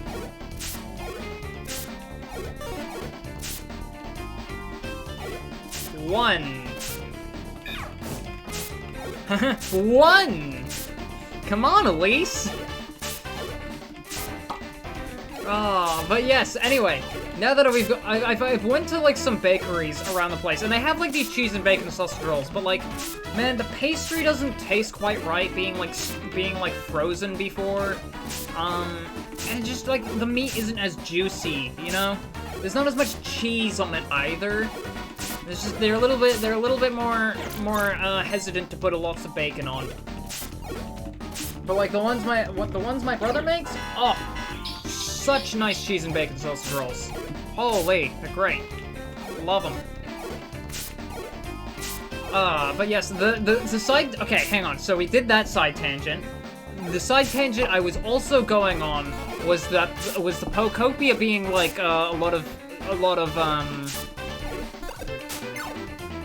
being like a lot of other Mystery Dungeon games. Like, how it feels like how it also feels kind of like a Pokepark thing, and that's actually one thing I would really like to see from, like, Pokopia DLC if they do add more.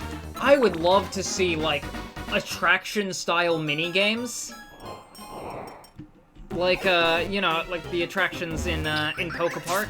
I think that could make some great DLC content.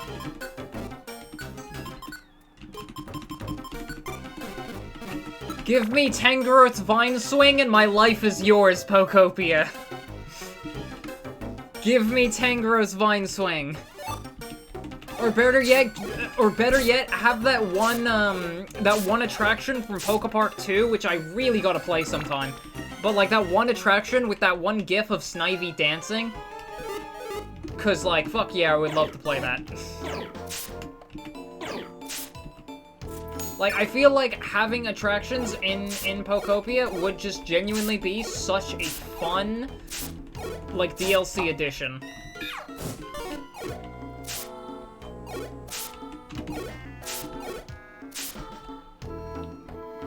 It could be so cool. Oh, you've cornered yourself, little ferret. Join my team? No, okay. You're an evolved Pokemon, you're probably not. Shuckle? It's the motherfucking Shuckle with the grenade! Shuckle just said, I cast gun, prepare to die, motherfucker. I cast gun, prepare to meet God. God damn, Shuckle packing heat. He reminding us this is why we don't fuck with Shuckle. Shuckle is packing heat. But yeah, like Pokopia, it reminds me of Mystery Dungeon, reminds me of Pokepark, it reminds me, you know, there's not enough circle drawing, you know? There needs to be a little bit more circle drawing for Ranger. But also, you are working to improve the environment, which is kind of a thing that, you know, Rangers do, kind of. Not really, but... like, they're more focused on stopping poachers and stuff and all that jazz, and, you know... but, like, you know... it's kind of in line with it, and then there's, and then, Pokemon Conquest gets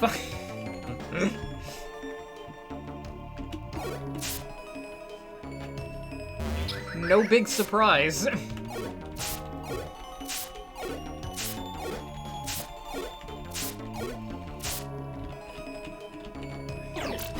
And come on. Conquest doesn't exist. Exactly. It just doesn't. It just doesn't. Goodbye. Oh, nice. Yeah, we get so much experience here, which is actually really nice. Okay, I have to keep an eye on that Houndoom.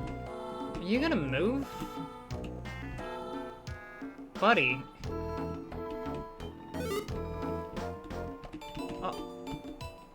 I think their AI is broken.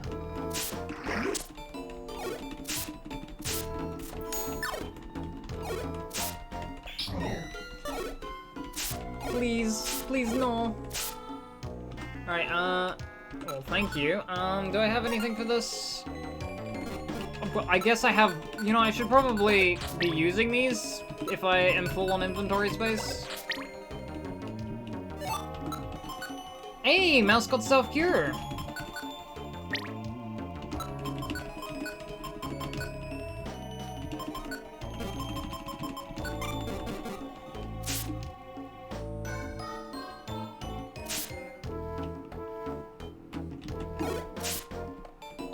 Alright, now we can fight them 2-on-1. 3-on-1, apparently. Trust no one, Shuckle. Not even Grumpig. Especially not Grumpig. Okay, shit, I might... yep. Thank God I had a Reviver Seed! Because I was dead to poison, and I didn't have, yep, no, I did not have anything I could have done about it.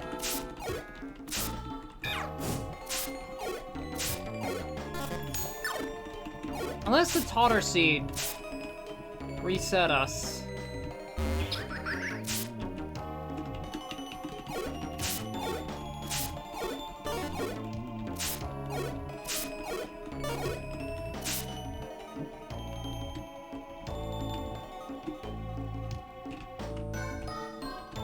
Oh, where are we going? There's a Rossberry there. Yikes, you have a lot of damage with that Psywave. Even just outside of Psywave, ugh.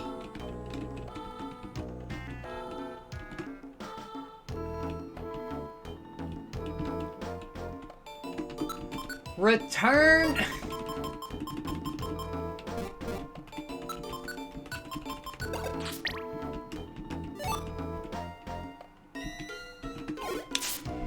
Man! Like, I know I'd just be using Double Slap anyway, and so it doesn't really matter, but like... God damn it. They did not like Mouse. They did really not like Mouse. Considering I beat 2 Monster Houses on that run, I'm just gonna accept the loss of, I think that was our last pair of X-Ray specs right now.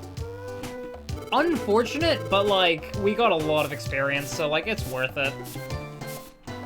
I was not expecting Howling Forest to be this much of a problem, but I guess maybe we can pop in with a few items. Not just our held items. Pokemon Club seeks members. We proudly announce the foundation of the Red and Blue Fan Club, an organization for supporting Pokemon rescue teams. We are currently recruiting new members. Won't you join and throw your support behind our hard-working rescue heroes? Plus Lin Minen. Damn, they got the Red and Blue rescue team. What is this? Some kind of Pokemon Mystery Dungeon Blue rescue team? Research has revealed that raspberries found in dungeons are unusually unripened and colored green. When ripe, they turn a sky blue color. An unripened one is easier to eat. However, because it has not yet turned bitter, it is known to heal all burns. Huh. That's a really cool bit of lore there, honestly. I didn't know that was actually in the game. That is very cool.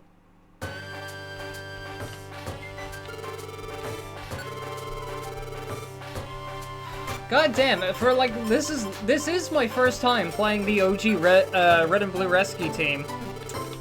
And like, I was always under the impression that like the remake was just, you know, definitively an upgrade, but like honestly there's a lot of things to like about this version. Like, it's not all completely inferior, there's just a lot of charm that doesn't get ported over, honestly. Like, this is a surprisingly good version. Like, I still recommend the remake more.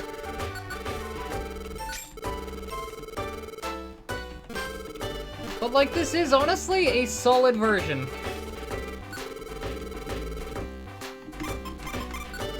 That does not just get squarely outclassed.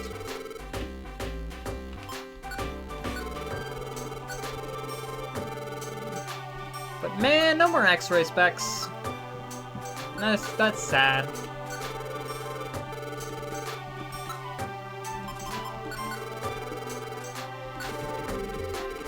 I'll take 2 Reviver Seeds with me, and then we'll just head into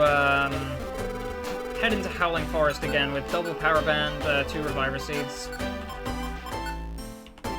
Okay, so you have an attack stat of 43, and then with the Power Band, 55. That's a 12-point boost to our attack. Good luck, Lapis. Sleep time for me. Bye-bye. Enjoy your sleep, Bunny Bell. I do hope you have have some good sleep. Good sleep is important.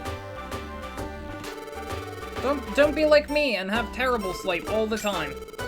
Actually, I did have like a nap earlier in the day, so it's not like I have the world's worst sleep ever. Well, I shouldn't be napping during the day, actually, so yeah, no, that's still really not great sleep. It's Sad and Lonely again! Hi, Sad and Lonely, the Poochyena. I'm Kitten the Skitty. You ever think that Poochyena gets mad at my dad joke? Like, he has to get tilted by it. Like, here I am making fun of the fact that he's almost dead by just saying, hi, Sad and Lonely, I'm laughing. Like, he's gotta get pissed by it.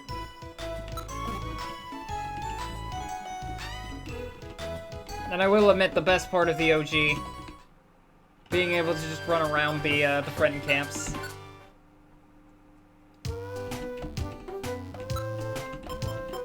I don't know, it's just such an appealing feature.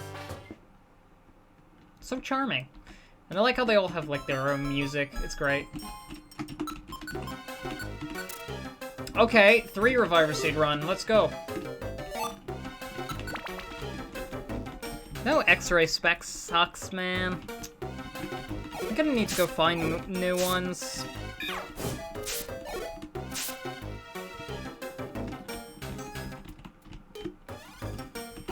Where did we find those ones? I think we found them on the Fugitive's Arc somewhere. I just can't remember where. I think it was Mount Blaze?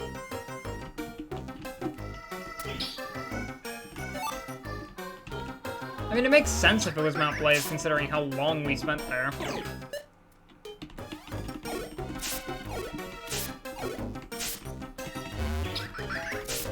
But yes, it was the cheese and bacon, there was the Pokopia being,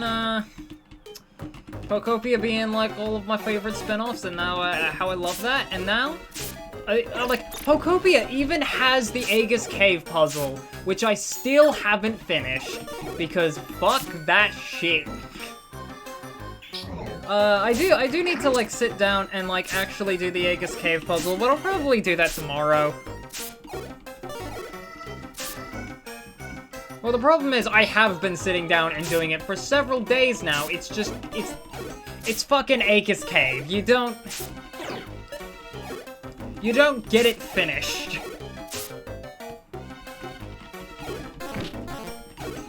But I have fallen behind on using the search function, using Item Finder to locate some fossils, because I don't have the Aerodactyl fossil, I don't have the Tyrantrum fossil, I have the Tyrant one, I have the Jaw fossil, but I don't have the whole Despot fossil. Side note, I like how they gave new names to the other fossils, like the Despot fossil, the Aurora fossil. I'm not sure if the fossils for the, like, the large fossils for the fully evolved forms were canon or not.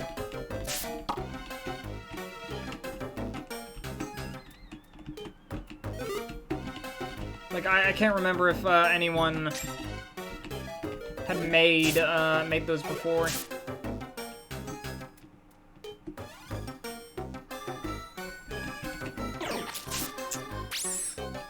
Raccoon. I'll let it slide because you picked that one up, but don't push it.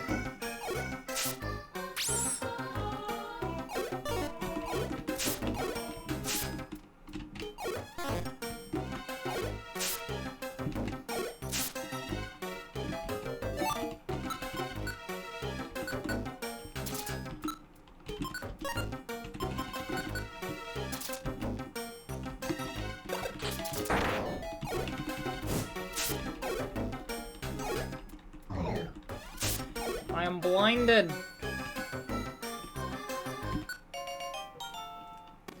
Okay, we already have a puppy. I guess just Hound. Hound works.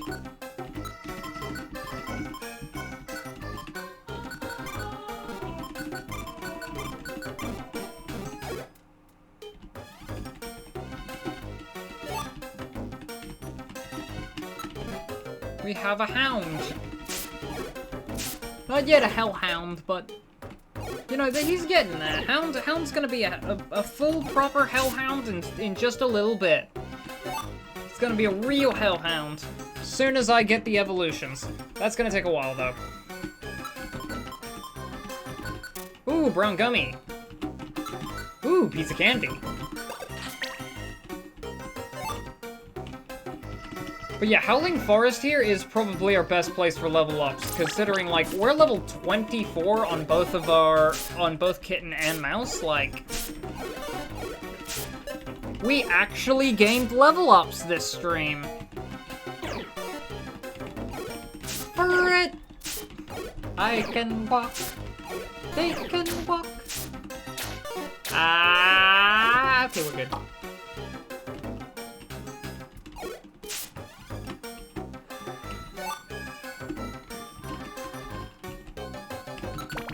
We got it. Howling Forest, 5th floor. Hey, Raccoon found another Reviver Seed! And there's a yellow gummy somewhere on this floor. This place is also great for gummies. You know, Mouse, if you could just step forward. Okay.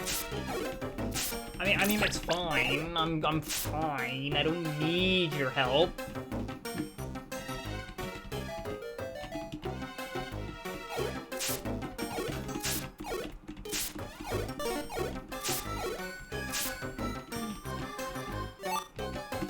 Okay, just a blinker seed.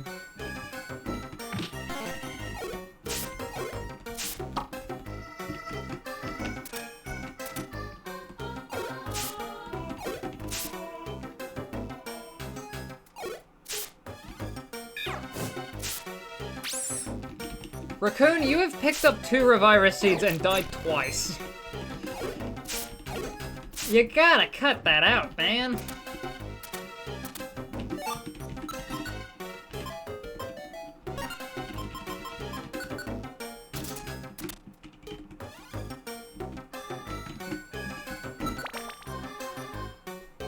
Got it, Howling Forest, 6th floor.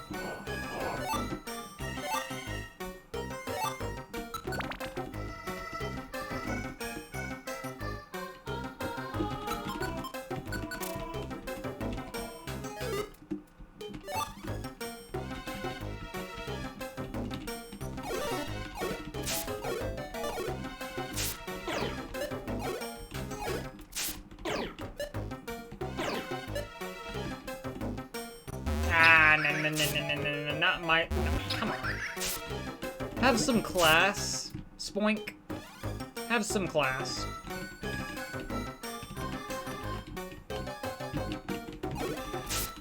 I can't wait for Pokemon Super Mystery Dungeon and Gates to Infinity to reveal the fact that if you use the regular attack to kill enemies, you get no experience.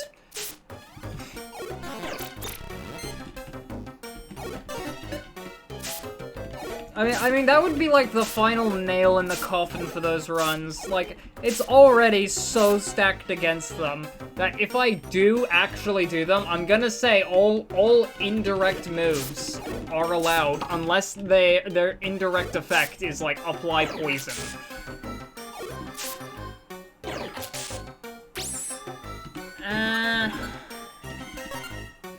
I've gained so many Reviver Seeds and lost so many more.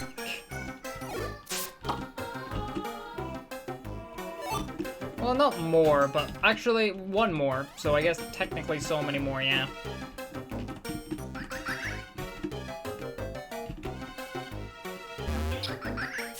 I mean, he's not even the right type for that, Spoink.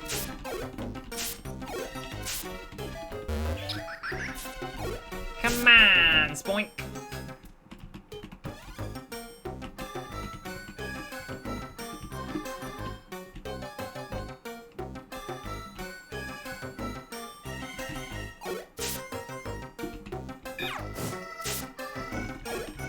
One HP in a dream! Okay, there goes my last Reviver Seed. I brought Reviver Seeds in, and they all got wasted.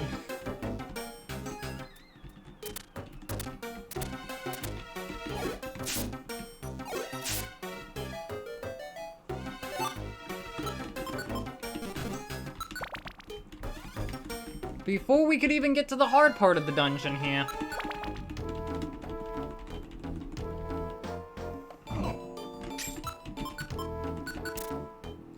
Green gummy. I don't much mind free gummies. Ooh, piece of candy.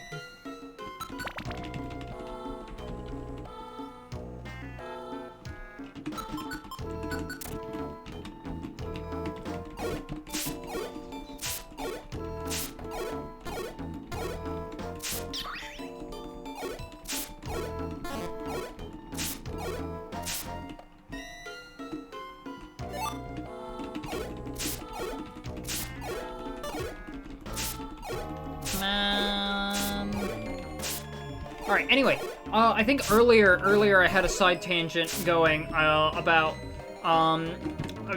Super Mystery Dungeon music. I remember now. I was talking about how I liked the Partners theme, because of the, how the, original Partners theme uses the solo flute and, like, basically nothing else touching the melody, to give this, like, feeling of loneliness. And then the music box rendition keeps the melody very, like,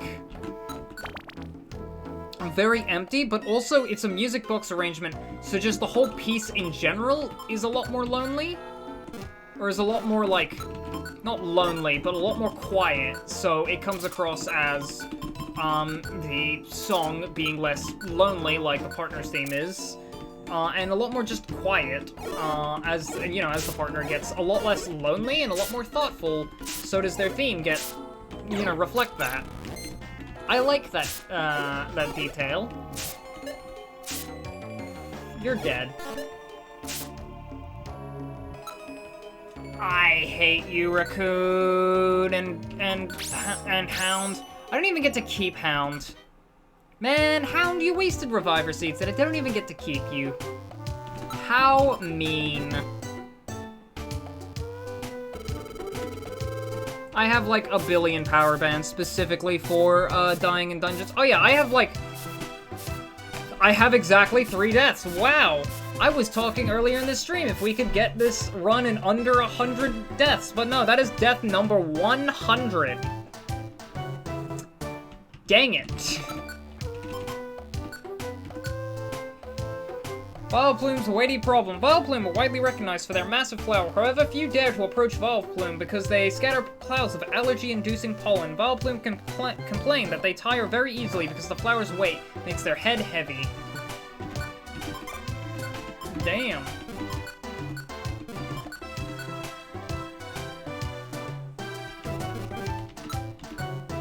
That's sad. 100 deaths, time to reset the entire run. Alright, it's all going in the trash, yep. There it is, that's the run. You know, 100 deaths and we reset.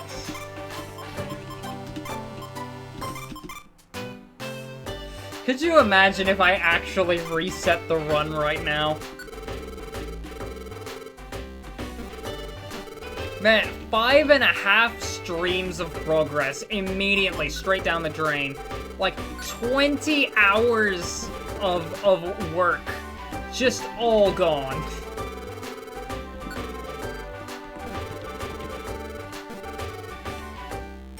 We tried so hard, we got so far, but in the end, it doesn't even matter. Oh, God, that would be insane. Can you imagine if I actually reset the run right now? Said the run is reset. Said as the run is reset. Imagine. Oh. Oh, I'd be so sad. It'd be like, I mean, it wouldn't be anything unfamiliar to me after all of the Silk Song Steel Stole runs, but like, man. I feel like after enough time, any single-player game starts to feel like a roguelike. Like, after enough, like, Terraria doesn't feel like a roguelike. After playing Terraria for like 40 times, starts to feel like a roguelike. It's just like, okay, what am I getting on this run? It's like, yes, Wand of Sparking start. That's a good start.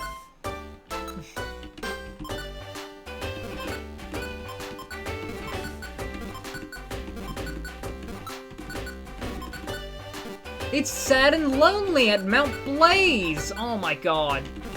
Shelgon? At Mount Blaze, their name's Sad and Lonely.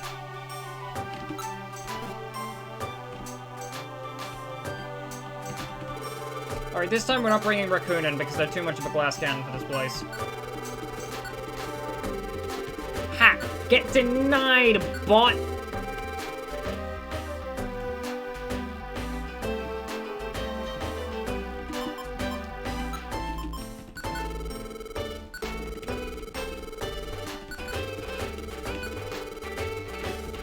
But time to go all the way to,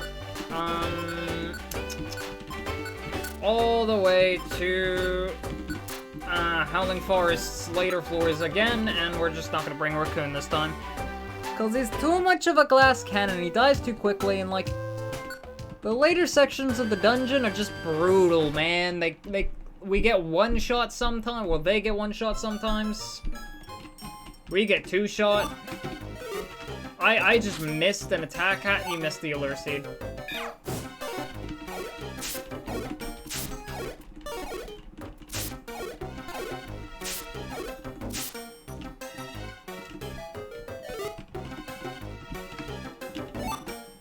Hey, I was just thinking to myself, you know, going left there probably wasn't the smartest idea, but no, it took us straight to the stairs, so you know what? It was smart. Sometimes my genius is... it's almost frightening. How are we doing on experience? Oh wow, we're both about to get a level up soon, actually.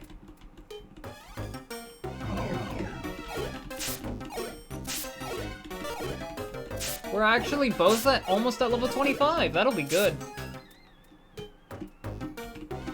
I think going right here. No, okay. There's a little bit more pathway here.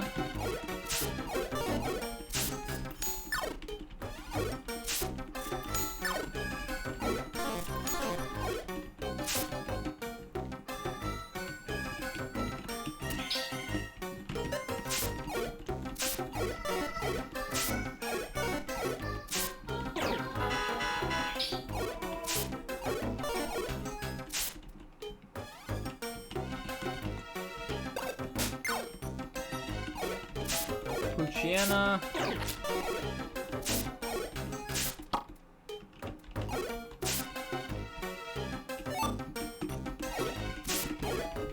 Azurill. Hello. Alright, there we go. I didn't know Azurill could spawn in this place. Neat. But as I was saying earlier, with the partners theme, like the music reflecting how the partner grows, with, you know, with second dark matter battle evolving on the other two pieces by filling the melody with just as many different instruments as it can. Like you got a choir section, you got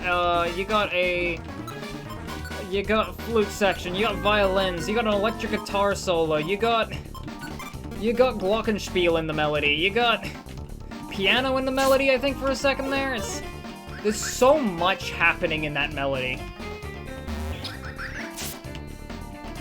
And it's just like really good way to tell the story of the partner, and I do like that. Like the other music in this series is like great for a lot of things, but I feel like Super Mystery Dungeon does like the showcase of character really well with its music. Like Rescue Team here, like the Runaway Fugitives motif is really freaking like powerful, and it's such a good like sad theme.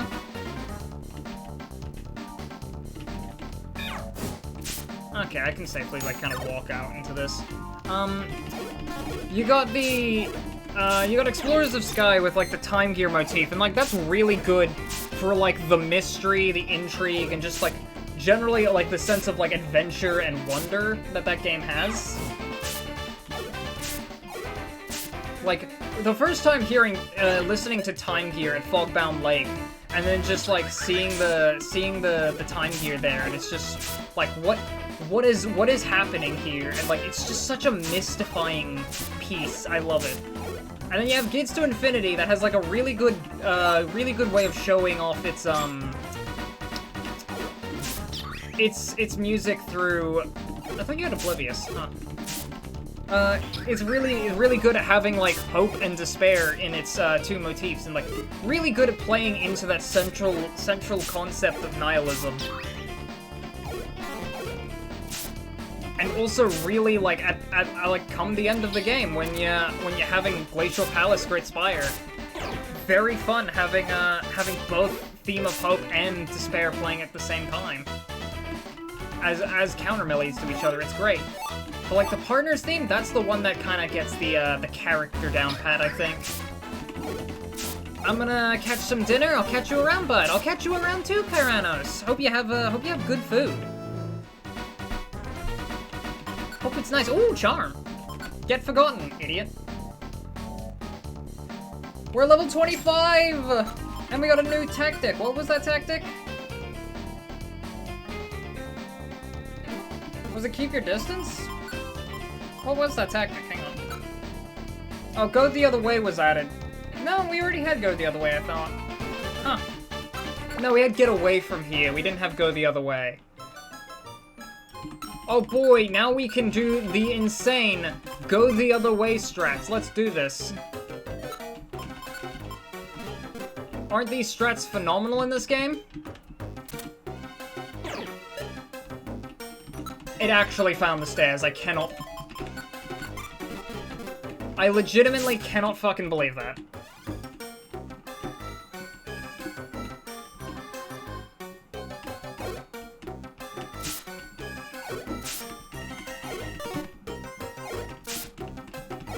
I legitimately cannot believe go the other way actually worked as a tactic.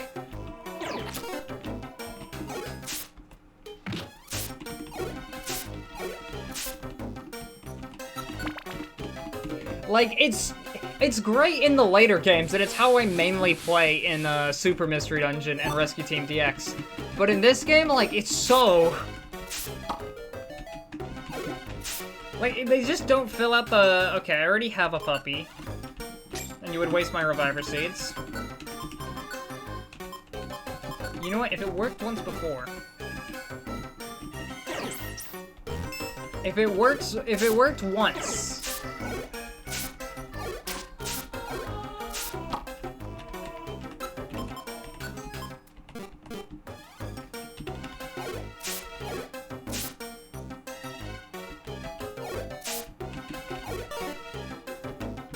Okay, I can probably go others, game options, dungeon, far off pals, self. No.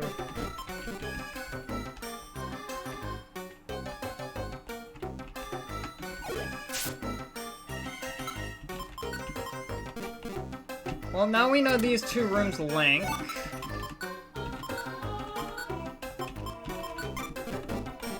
Don't go up there. Especially with the evil Splink right there. Hello.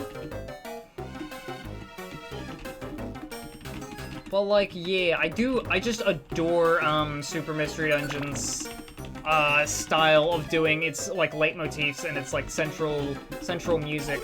Cause like it's also not really coming at like the cost of like any grandiosity. Cause like Tree of Life is still fucking awesome. Tree of Life Roots is still, like, an absolutely awesome dungeon theme. And, like, Reverse Mountain is definitely my favorite dungeon theme in the entire series. And it is largely because it's a remix of the partner's theme. Like, after the beat drop, it goes like, da-da, da-da, da-da, da-da. Like, it just does that as the build-up on, like, violin lines. And then it finally, like, when it beat drops, it just goes da-da-da-da-da-da-da-da-da-da, which is literally just the partner's theme. It's the partner's theme, but, like, the best way I can describe it is it's just played, I think the best way I have described it to myself is, like a scream in terror. It is just so loud, so just out there, and just, like, you can tell the partner is just terrified when it plays, because it has such a long, stressful build-up to it. And then just to beat drop into just basically the loudest, most drawn-out thing it could do. Like, it even got to, like, a point, like, of, like, way too much build-up, honestly. But, like, that's the point. Too much build-up used effectively. Damn, that ferret got jukes. You know what? You know what? That ferret can live. All ferrets deserve to live, really, but... we'll go this way. It's a dead end.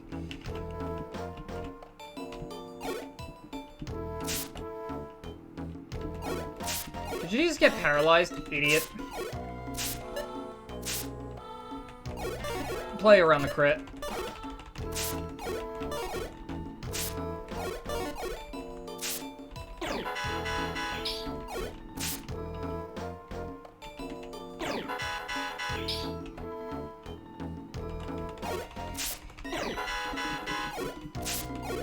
But yes, I adore Reverse Mountain, because, like, Reverse Mountain is just such...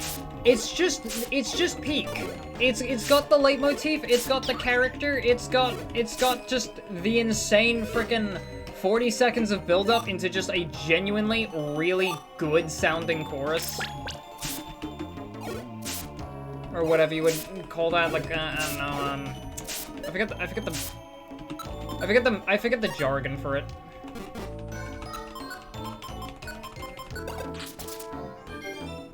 There we go. Didn't miss the Oranberry this time. Oh, you had an Oranberry, you bitch. You bastard. This thing is so bulky and it does so much damage.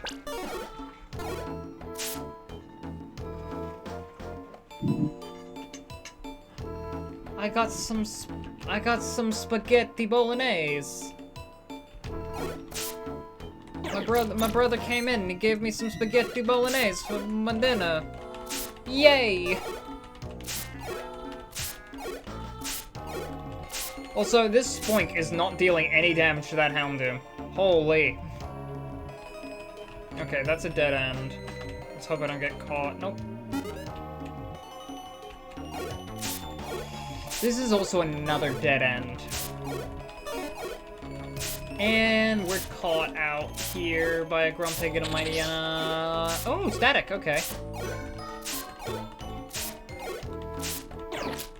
God, look at how long it takes to kill things here. Oh my god. They're so bulky and...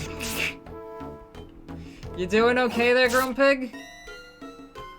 I don't think Grumpig's having a very good day with Mouse.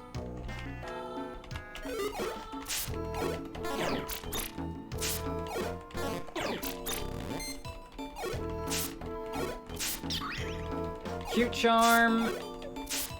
Like, that Cute Charm proc that it still takes, like, another 3 hits to kill, even from that point. I'm just thankful they can sometimes use their own regular attack, and because of how pathetically weak it is, like, they sometimes just only do, like, 4 damage to us.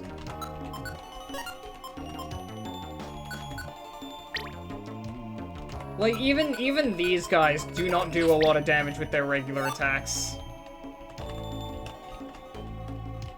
Like, I would like to remind everyone, I'm like, that Spoink is level 13.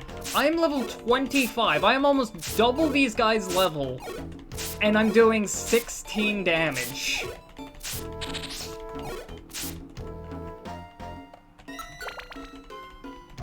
That's how bad this is. Like, could you imagine a 13 level lead? In, like, any other circumstance, I'd be one-shotting these guys with fucking Return.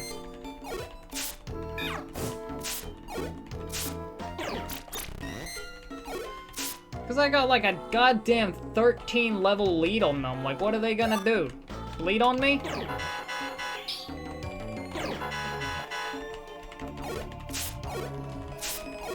But no, we have the regular attack, and that comes with, like, 16 damage a hit.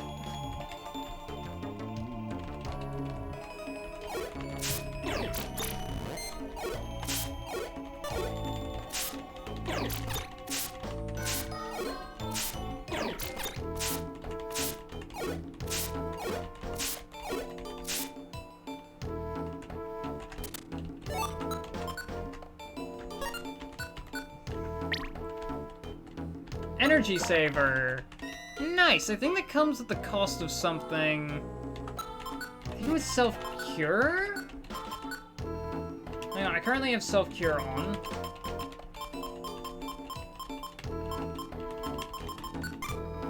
Yeah, and then energy saver makes us use less belly. Less belly or less hunger, or less hunger, less status conditions. So then, the status conditions sounds more useful, but like the belly sounds more applicable. I'll have to keep in mind that we...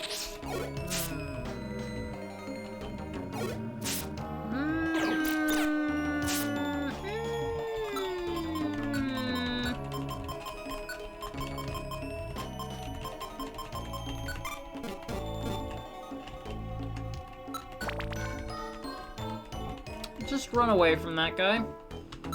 That Houndoom is scary, Spoink. Do not approach the big bad wolf.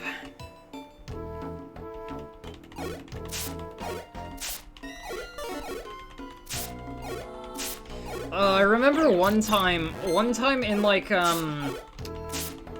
one time in my architecture class, for high school, cause I do online high school, there's basically all of the students get like access to a chat while the teacher is giving a live presentation.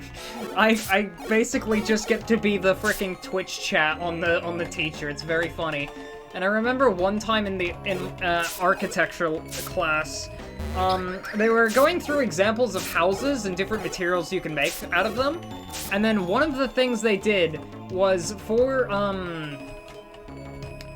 what was it? What was it? It was, it's the stuff between the walls, it's, insulation, that's it. They were showing different examples of types of insulation, and one of the examples they showed was a house made of straw, of hay bales and straw, and they were like, so what do you all think about this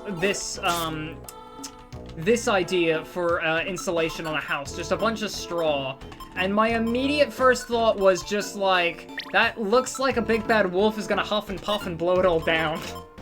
And I cannot think of the Three Little Piggies without just thinking of that one time. That one time, he literally just gave me Three Little Piggies our house.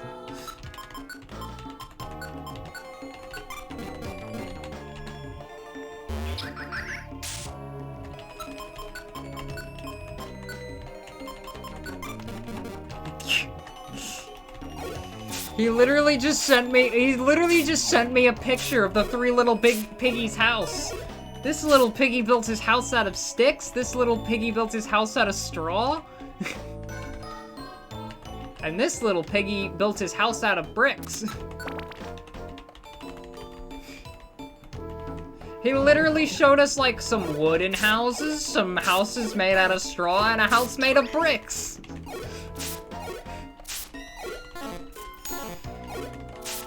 I cannot believe the Three Little Piggies was actually being taught. It's incredible. This is the kind of architectural education that is needed for any high-level arts, high-level artistic ability. You know, now I know how to properly draw a house. Especially if that house is the Three Little Piggies, considering I now have a real-world example to compare it to.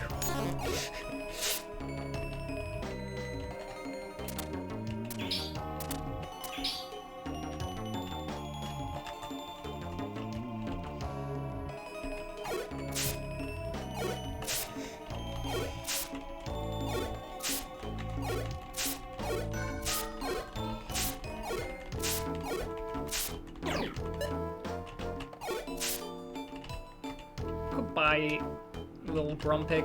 There you are. Alright, this should be the final floor, because floor 15 is where we need to go, and that usually means, just means the story. Just trap bust door. I haven't seen any traps in this dungeon, but...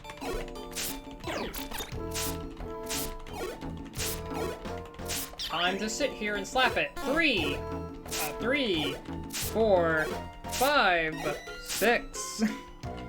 It took 6 hits to kill that thing. Oh my god, okay, 1, 2, 3, 4. Got it. 1, 2, 3, 4. I mean, according to our most well-known park lore, the oldest was also behind other builds of interest, like the Tower of Paris, the Tower of Pisa, and currently resides as the main constructor of the park.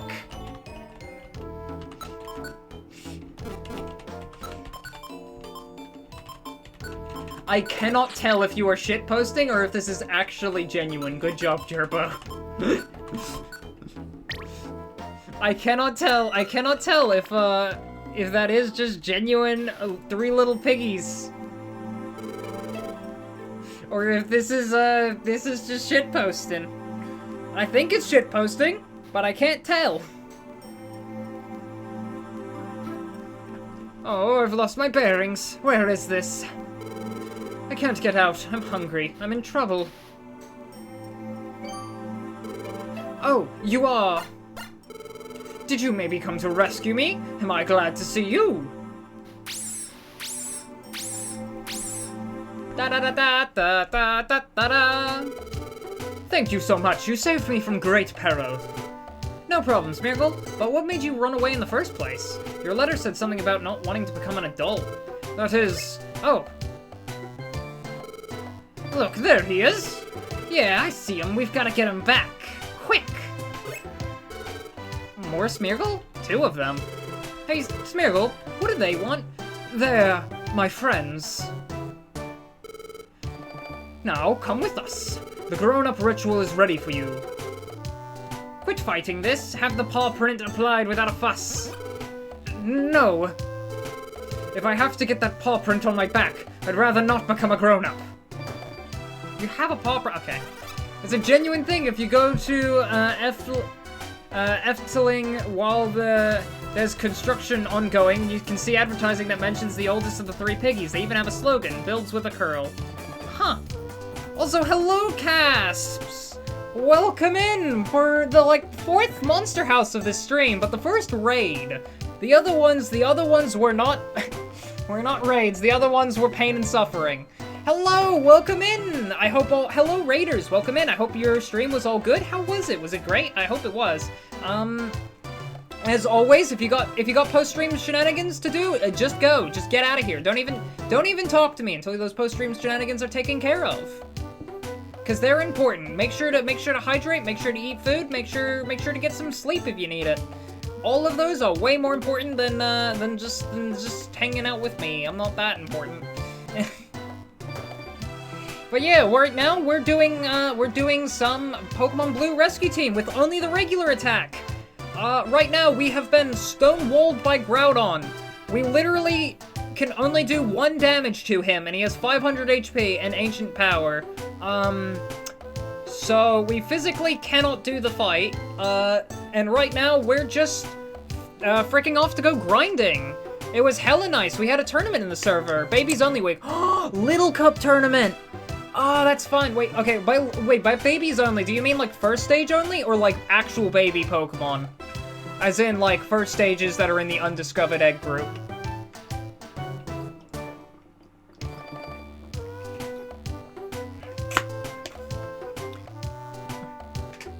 We had a type null. Okay, so, yeah, okay, so Little Cup.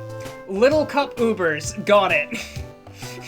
We were a bit lenient with the rules, so non-fully evolved Pokemon were allowed. Okay. So you had a type null, little-ish. Okay. Wait, were middle stage evolutions allowed? Cause that does sound interesting. Yeah, okay, middle stage evolutions were allowed. Interesting. Middle Cup, exactly. Middle Cup, the cousin of Little Cup, so non-fully evolved Pokemon. Haunters and Torracats and Porygon 2s. So much bulkiness, holy. So many bulky Eviolite users. Damn. Well, I hope it was a fun tournament. It definitely sounds like a very interesting. We had a 21 plus turn battle.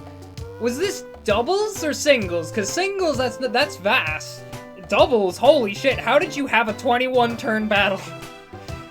Hori 2s are considered fully evolved, you can't change my mind. It was fun except for that battle. Doubles, yeah. How did you have a 21 plus turn double battle? What? What?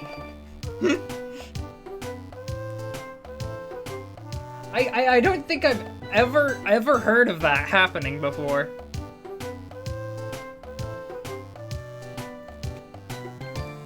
Perish Trap versus U-turn spam.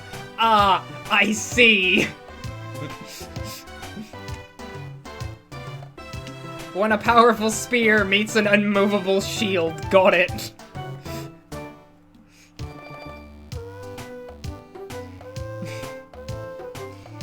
Oh, what was that? What grown-up ritual? It is a custom among us Smeagol. When we reach a certain age, they mark our backs with paw prints to show we are grown-ups. They do that by taking the front paw and pushing down on the back. I can't live with anything so tasteless. I have dreams of creating great art, so I have certain standards for design that I swear by. More like when an immovable object goes against a Limp Bizkit attack. No one is going down. No one can break. Perish Trap can't do shit against the U-turn spam team, and then the U-turn spam team can't do shit against the Perish Trap team because the Perish Trap team is designed for bulk. It's beautiful. It's great. I love it. I know. I have decided. I shall join Kitten's rescue team. I will participate in your rescue activities, so I won't return back. This is where I will dedicate myself. I was the Perish. Good job, Catgirl Mimikyu. Also, hello, welcome in for the first time. But yes, I applaud you. The U-turn team was also designed for bulk. I mean, I'd imagine, like, the U-turn team also being designed for bulkiness and just spamming U-turn over and over again. Dr. Sneg, you hadn't followed. Well, thank you for the follow now. Now we're connected. I like doing that. Angel, I haven't even gotten over the first grade. Dang it. One more to 100 followers. We're getting close. Oh my god, yeah, we're at 99 followers, huh? What the heck is up, Slappus? Hello, Groovy, and hello, Angel. Once again, I am Lapis. We're doing Blue Rescue Team with only the regular attacks. We were fighting Groudon last stream, but we only did 1 damage to him, so now this stream is 4 hours of grinding, and we have spent 2 hours and 40 minutes grinding. So now we have decreased our level gap from Groudon being 5 levels ahead of us to 2 levels, because in 2.5 hours we could gain 2 levels. Or sorry, 3 levels ahead of us. So in 2.5 hours we gain 3 levels, or 2 levels. Catgirl Mimikyu, thank you for the follow, and congratulations, we are at 100 followers! Yay! We hit the 100 mark! Woo! Triple digits, the big 100! Woo! Yay! But as always, for the raiders on the second, on Angel's stream, feel free to do your post-stream shenanigans. Get water, eat food, go to bed if you need to. Don't even bother talking to me. Just go, just crash. Crash and burn. Congratulations. Thank you, Angel. Yay! We got the 100 follower goal. Yay! Wait, burn too? Yeah, just crash and burn. I got 2nd place. Hell yeah! Got 2nd place in the tournament. Congratulations. What was your team? Shogunyan. There it is. Shogunyan. Conglomerations. There we go. I got it. I got it in the end. Conglomerations. There it is. Anyway, as we were saying before in the cutscene here, conglomerate, but conglomerations. Is that so? Then there is nothing we can do. We will inform our elders of your decision. We wish you luck in your new career as a rescuer. Oh, wow, that's one pushy way of getting a job. But that's okay. You're on the team now. We expect your best, Smeargle. Yes, thank you. One thing I'm good at is drawing and painting. For example, let me see. I will now do my post-stream shenanigans. Go do that. Yay! Oh my god, Casps! Thank you! Thank you for the subscribe! Yes, thank you! Oh, I enjoyed the Founder's Badge too! I didn't know I still had those! Oh my god, and Shogunyan! For the follow! Oh my god, there's so much happening! This has been like 2.5 hours of just chilling, and then it's just a bunch of stuff all back to back. I like Rescue Team. That is fair. We're probably gonna be playing this for a really long time because Groudon takes 1 damage. And we need to get experience at half the rate because the regular attack is awesome and I get half experience from this thing. Anyway, how about that? I can now change my flag. Nice. Oh, but I like the Skitty flag a lot, actually. Observe the design of that flag. I could perhaps redesign the flag. If you wish to alter the flag's design, you must tell me, please. Smeargle joined the rescue team. God, it's another dog Pokemon. I think Red Team was my first Game Boy Advance game. Huh. The Skitty flag looks like Hornet from Silk Song. It does! Oh my god, I like it even more now. Name it Doggy? Alright, it's Smeargle's name is Doggy. We have Hound, we have Puppy, we have Doggy. It was the name of your type Null. Oh, interesting. What the dog doing? I will find my own place in the sky blue plains. Until then. Man, Smeargle is usually like such a fun recruit to have in these games. And it would be great, but, well, currently we have no moves, so Smeargle is actually kinda useless. Good morning, kitten. Flap flap. Smeargle is like, it's so fun, because you can fill its moveset with so much random bullshit, like Spore, Ominous Wind, Stab Hyper Beam, why not? Like, the fact that its stab is only normal is like Smeargle's only weakness. It has so much fun strengths. A High Seas Rescue, and even then, like, that's stab double slap, like, it's really not that bad a weakness. A High Seas rescue in the Stormy Sea by Team Sea Dragons ended yesterday with the successful recovery of Tentacool. The client Corsola is said to be delighted by the outcome. Tentacool stated, "I didn't realize how far I'd been washed out to sea. The Stormy Sea is unforgiving." Oh, is it now? Well, good thing we don't have to go there. Cries in, "I'm doing the post-game." Why am I doing this to myself? Why am I playing so much? Why am I playing this game with only the regular attack and going to the post game? That's such a stupid idea. I already did this all for Explorers of Sky, and it was a stupid idea then.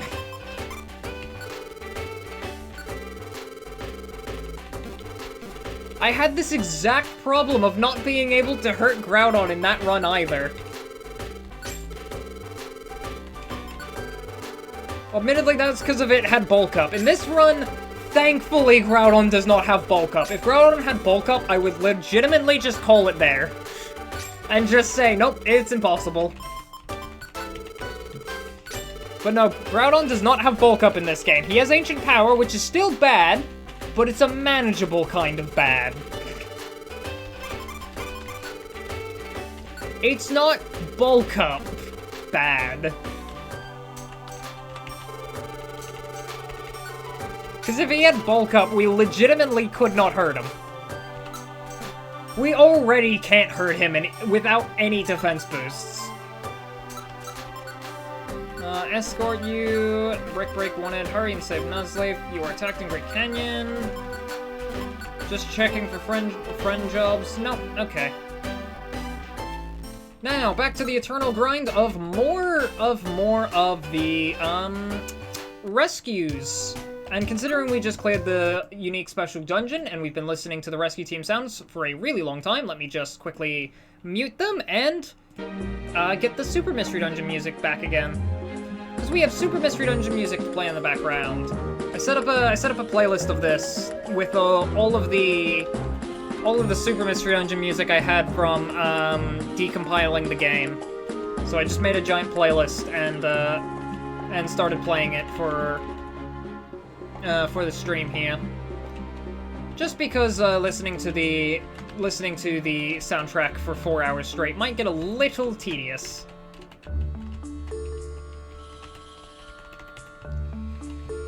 But yes, I had to decompile Super Mystery Dungeon I had to put it on my computer so I could decompile the ROM and do all of that just for the one singular sound effect that plays when somebody follows, like that one "now we're connected" sound effect, the sound effect from Super Mystery Dungeon. That sound effect is not located anywhere online. Nobody has uploaded it.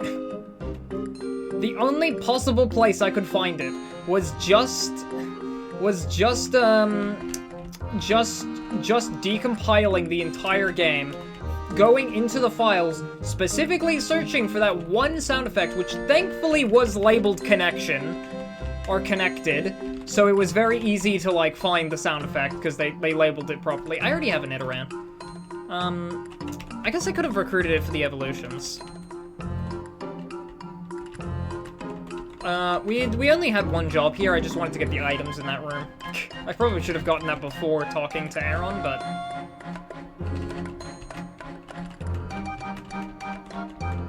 There we go. It wasn't too much of a hike.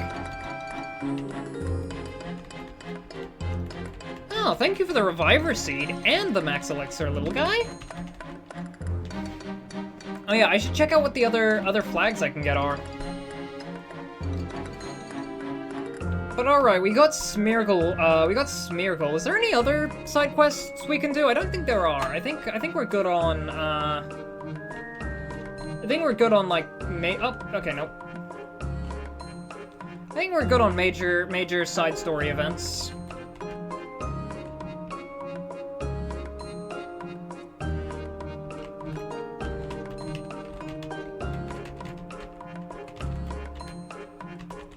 Beware of pitfalls. As a result of the natural disasters, there have been many reports of pitfall traps appearing in dungeons. However, there also appears to be pitfalls made by Pokemon that are not harmful. The latter are thought to be made by foraging Swinub. Some even turn out to be hot springs that erupt occasionally. Tiny woods... There was an uproar forest in here? Deliver a heal seed. I guess I can deliver a heal seed, just for these two. Now where is Doggy? There's Doggy. Hi, Doggy. Did you perhaps wish to change the team's flag design? Yes, please. Ah, very well. I may be unknown, but nonetheless, I am an artist. I will do my best to create a splendid design for you. Please check the rescue team flag later.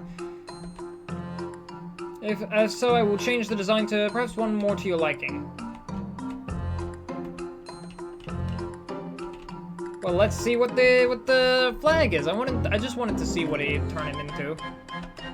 Ow. Well, it's a pretty nice. It's Smiling Hornet. It's Happy Hornet, and also Skitty. 'Tis great.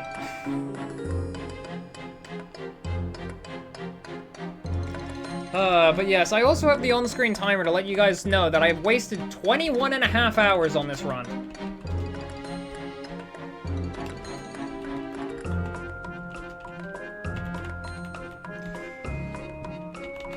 It has been a very, very long run.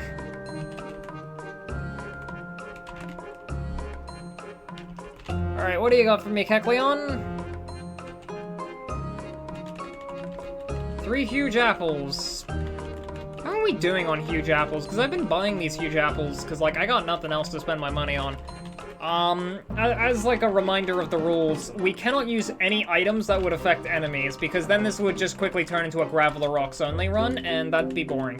Graveler Rocks and Blast Seeds and Sleep Seeds and all that jazz, so we decided to ban all of those. It is purely regular attacks only.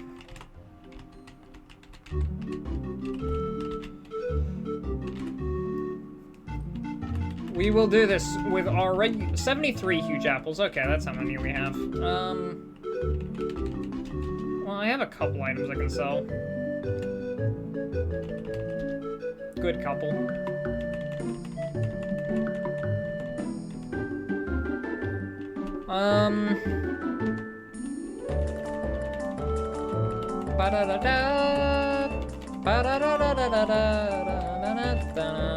This is Glittering Mountain. Yes, it is Glittering Mountain. I do like just having every single Super Mystery Dungeon song memorized. Like the names of all of them. It's very funny. And it shows that I definitely have played the game way too many times if I can memorize all of them.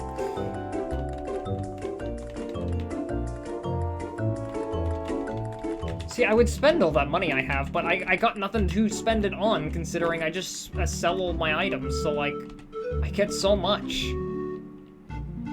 The only things I don't sell are, like, my actually useful items.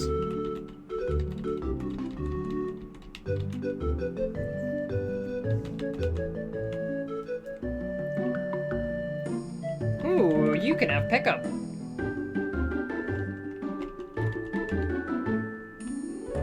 But you didn't have it. Alright, what gummies did we have? We had a blue gummy, we had a grass gummy, a brown gummy that I can throw into mouse, green gummy, purple gummy,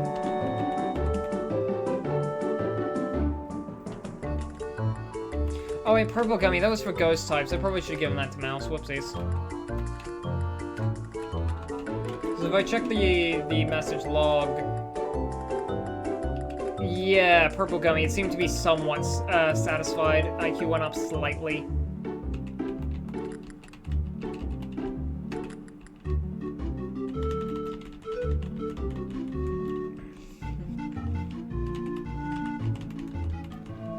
Purple gummies aren't good for Kitten because she resists ghosts, or is immune to ghosts, so she's also immune to the effects of the gummy.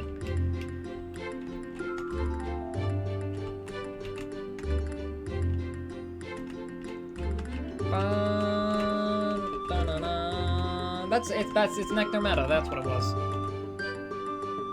I don't know why it took me so long to get Nectar Meadow.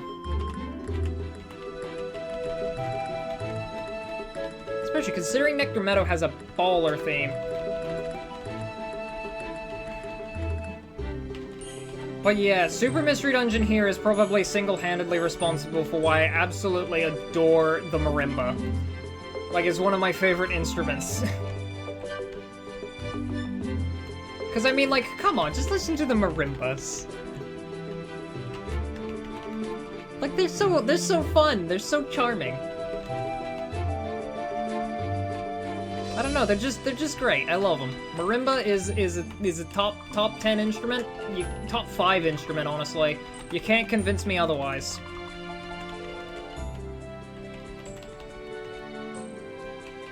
They just add so much foresty whimsy.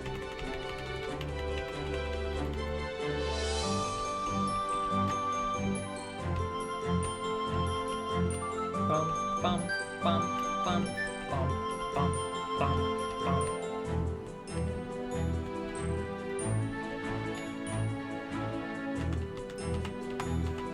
Yay! It's a monster house with a lot of C-dots.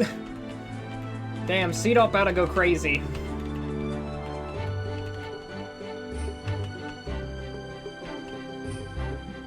Oh shit, C-dot has Earthquake. Hang on, this C-dot kinda going crazy.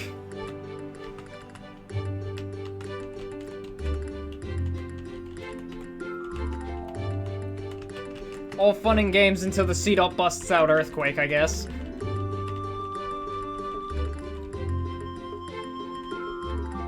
I would accept you as a team member, but you have the chance of immediately using a move on the Pokemon behind you. Because I would love a C-Dot. C-Dot goes crazy, but I can't get away with a C-Dot right now. Man, 2 C-Dots? Ah, that's unfortunate that I couldn't have both my C-Dots.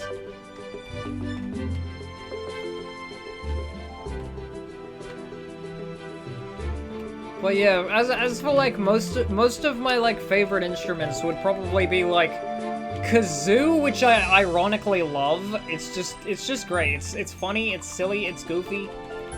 Everything is better everything is better on the kazoo. You don't even need to play the kazoo well. It just needs to be kazoo. The poorer you play kazoo, the better kazoo sounds.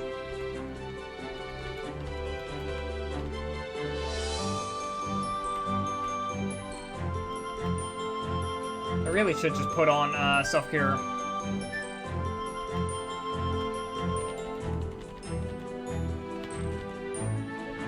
Really? Okay. Check IQ. Self-cure.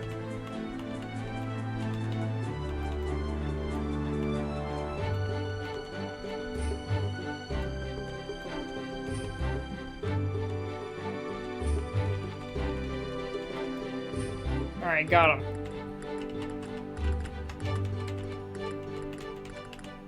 Alright, and I'm just gonna immediately go back and put on Energy Saver again. The other thing I could have is non-sleeper over both of them, but eh.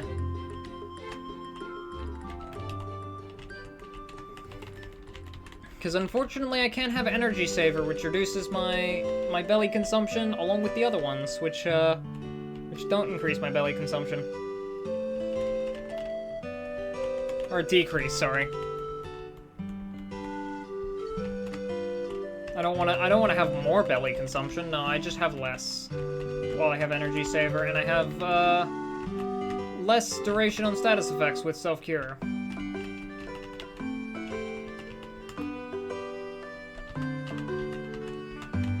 God damn it.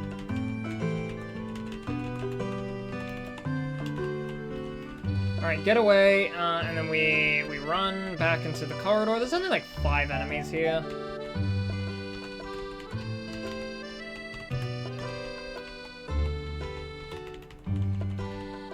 I just want to quickly make sure that we're fighting them 2-on-1.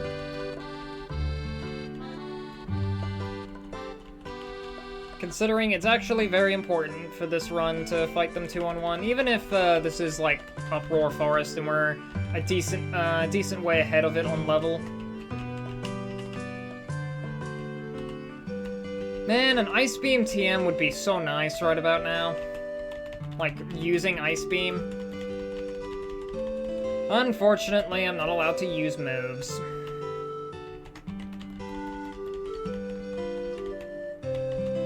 Come on, join us. It did not join us.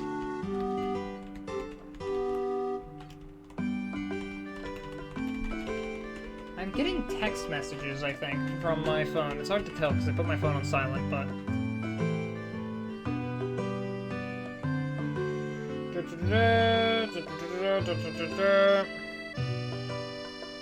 Oh, a posture check. Thank you.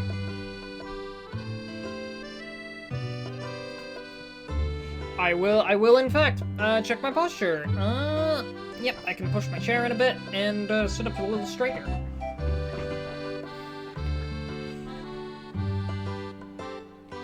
Alright, now what were you texting me about, phone?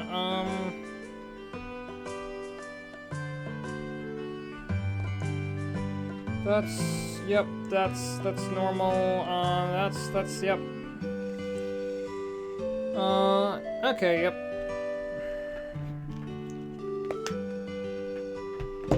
Bunch of gobbledygook.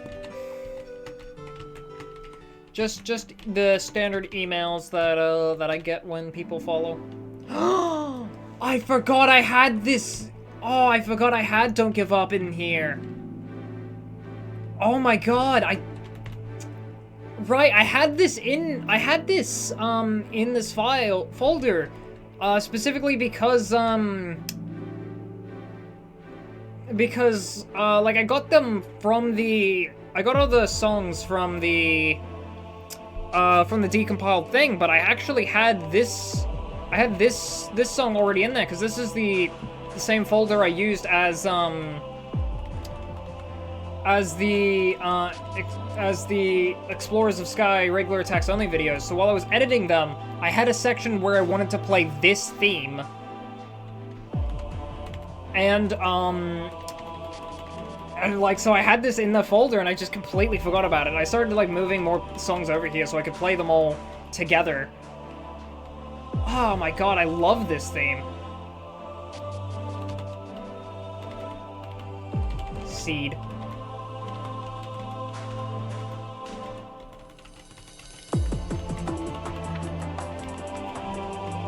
I mean, like, Don't Give Up is just it's such a good theme.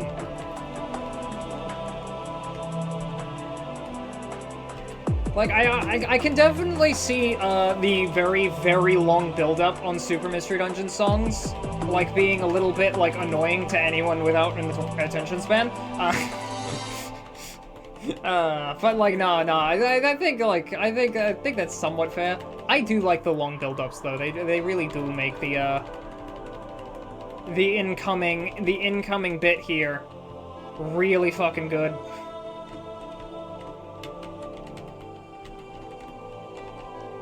Like, just this section right here, oh, it is great. I love it every time.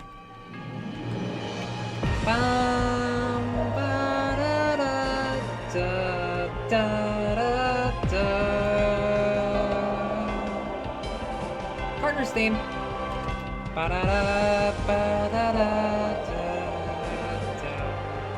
Oh, it's beautiful. Do I want to leave? No. Mission has been completed. No. Continue. Yes. Okay, there we go. I love Super Mystery Dungeon music. I just don't like the game that much. Fair. Game is hard.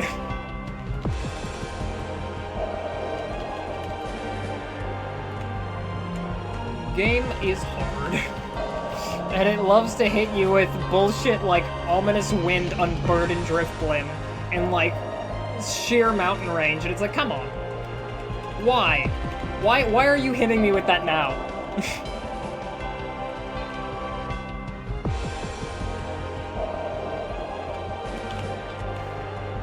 Just infinite reviver seeds. That's also another thing. Is like, they give you infinite reviver seeds. Is like, it's the hardest, easiest game. Yeah, they made like the hardest game, and then just gave you a win button halfway through the game of just like, well, feel free to not engage with any of the systems and just fill your inventory with the reviver seeds and don't care.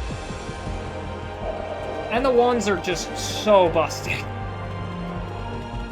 Although I can forgive the wands because they make me feel smart. No other reason. They're just cool. Like, I can forgive making me use consumable items that are powerful if the game's difficulty is hard, because that is largely, like, the appeal of, like, resource management and all that jazz. Boss Battle Children's Adventure.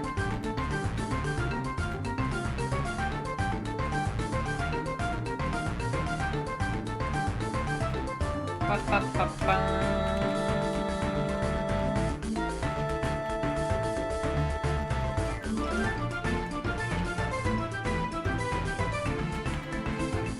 But like, yeah, the wands go crazy.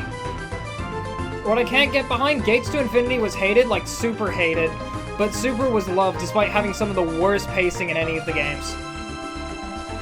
I would argue that the pacing on Super Mystery Dungeon is not that bad. What is weird about Super Mystery Dungeon is fundamentally the story is about a character. It is not about like an idea.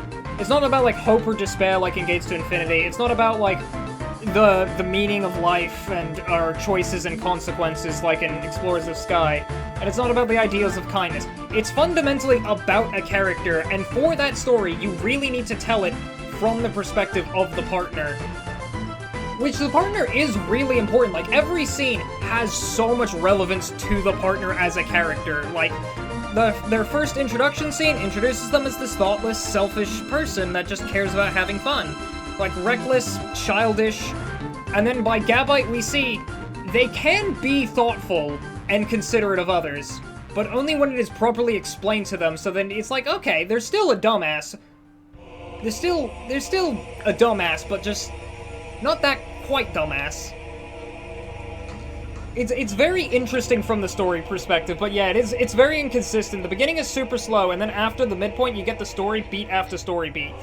Yeah, there is a lot happening in the first half of the game, but a lot of it is very subtle, and then in the second half, it's just all straightforward. Everything is happening all at once, and everything is firing on all cylinders.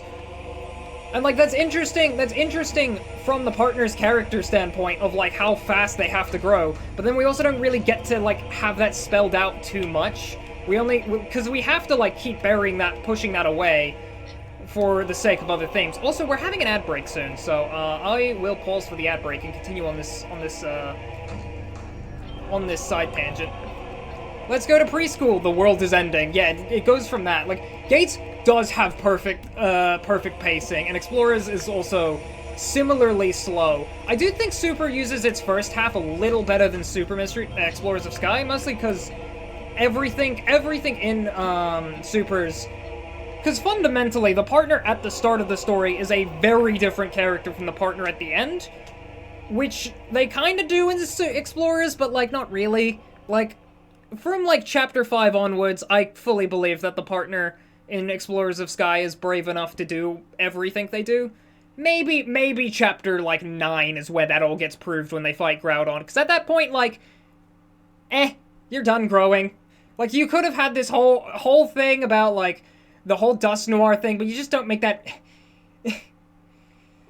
like, they just don't make that interesting with, like, Dust Noir and, like, being betrayed and learning from their mistakes, and then they just add Darkrai in where they make the exact same mistakes and didn't learn from any of them, and it's like, okay.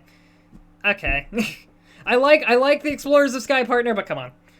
I'd have to agree, Explorers partner is just there to give a plate. Yeah. Like, they are a fun and interesting character. It's just, like, I kind of would have liked a little bit more growth here and there. Also, was that our last song on the playlist? Huh. Well, good thing I can reshuffle it. You shuffled in the exact same way. Hang on. How do I shuffle you in a different way? Oh, well, it's been, like, 2 hours. Do Gates to Infinity music. Let me check if I have Gates to Infinity music installed on here. I mostly just am doing the Super Mystery Dungeon music because it's all I got. No, I have Explorers of Skies music. Like, a lot of Explorers of Skies music. Like, most of these aren't even music tracks. Most of these are sound effects.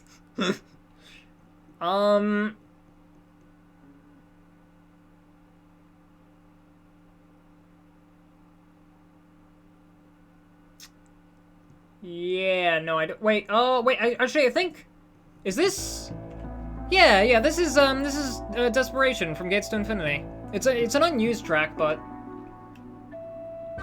Why is this in the Explorers of Sky folder? Why did I put this here? God damn it, why did I do this? I think this is the only one in the... Okay. This is like the only one I have on hand.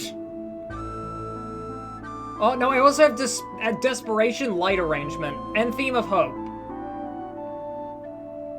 And Open Your Heart for some weird reason. I've not played a single Pokemon Mystery Dungeon game, I'm just here for the vibes. Fair.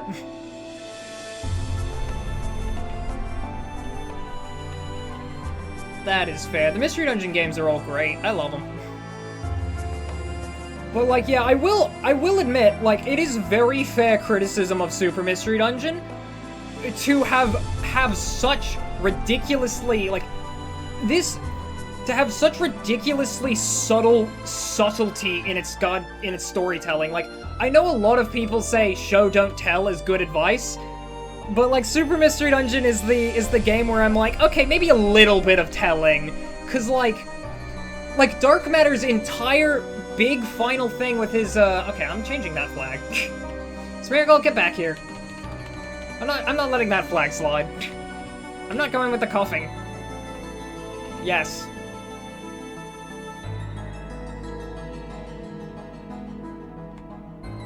Alright, thank you. But like, the entire emotionality of Dark Matter's final words being thank you are just never explained at all to anybody. And it's just like, it's this big moment where like, Dark Matter, it's like this big reveal of like, hey, Dark Matter had the potential to express gratitude and positive emotions this entire time. It's just literally nobody asked or thought about it. And it's like, it's this big thing all tying into the game's central theme of thoughtfulness, and it's just not explained. Like, it's shown, and it's shown beautifully. Having Dark Matter say thank you like that is a very beautiful moment. But why didn't you point this out? Why didn't you tell us it was a thoughtful moment, you know? Like, I guess, like, it also does kind of ruin the impact sometimes. Like, Explorers of Sky told us that Dusknoir's motivation for doing everything he does is that he simply just does not wish to die. And it's like, okay, you didn't need to tell us Dusknoir didn't wish to die. That's kind of implied. And it's nice implied, but it's also nice said out loud, I guess. But yeah, there's like so much of Super Mystery Dungeon's game is just, man. I personally wouldn't wish to die either. Exactly, like, you don't need to say it out loud, but it's also like, yeah, if you don't say it out loud, it just kind of, yeah. Gates to Infinity falls into the trap where everything is said out loud. See, Gates to Infinity, I think, does it in a good way where they do say everything out loud, but they say it out loud in a fine enough way most of the time, and not too on-the-nose direct.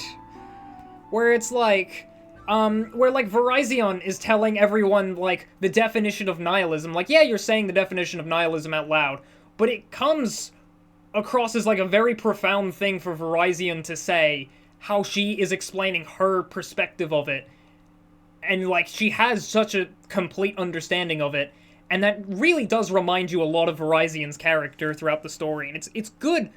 Telling works when it's actually the characters telling. That is a good point. Like, when it's clear the characters are telling from their experience, then telling is very, very good.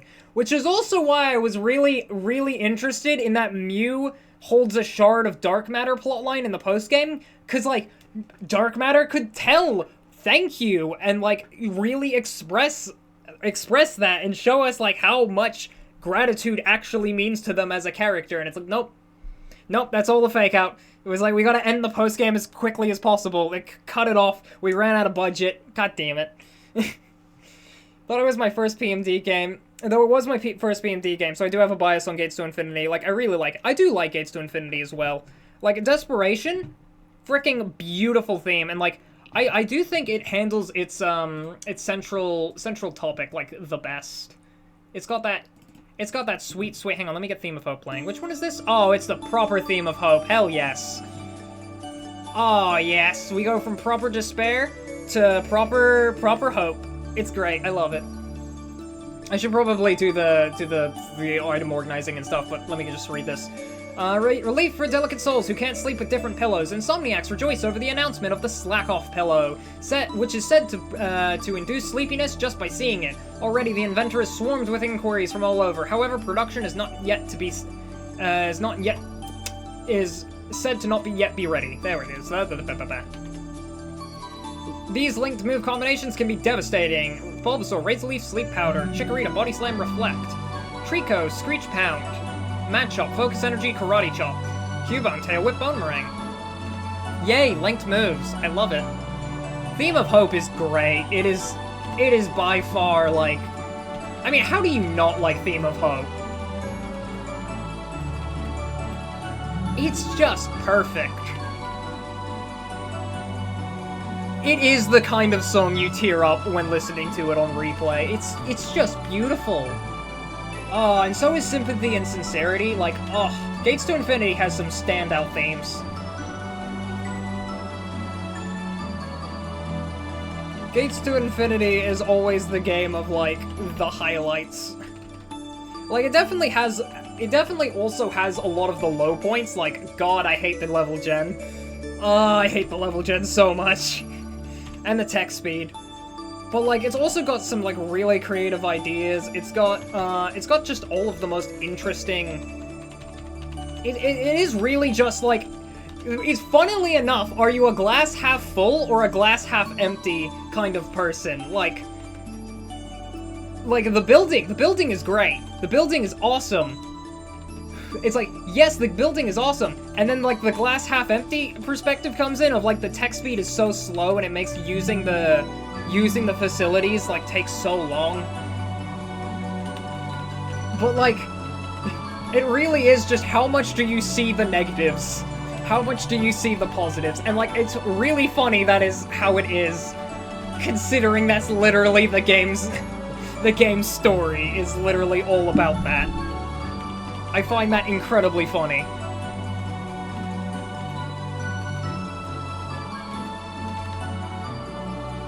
You could build a minigame. That's so cool. I love Gen 6 because of how many minigames there were.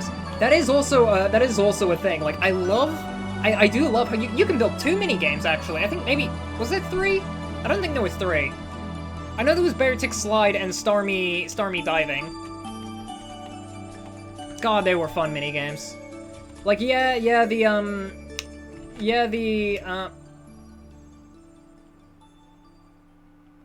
Are you fucking kidding me?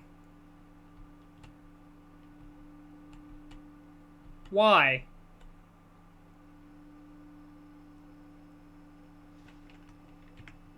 You bastard! You bastard! I trusted you, Vileplume! You sent that letter to my freaking mailbox, and I trusted you!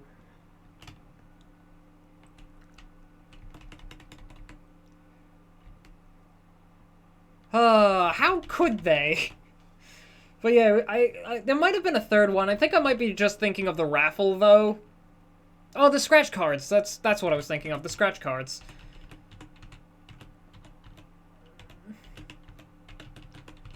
You evil, evil bastard! Your job is getting deleted. How could you?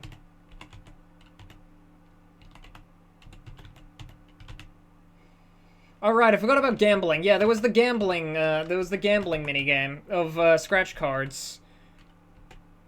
Not really, not really like, a minigame, but like, yeah, that's it. Gates to Infinity taught you how to gamble. Gamble responsibly, kiddos. Alright, let me get to spare light arrangement. This is the last Gates to Infinity song I have. Put it all on the scratch cards. Let it ride.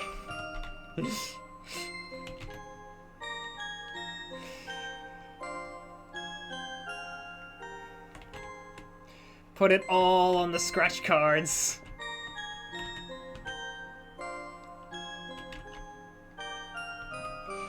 I like all the rescue team bases on the map. And I like how far zoomed out they appear when you're, like, looking at the world map. Really goes to show scale.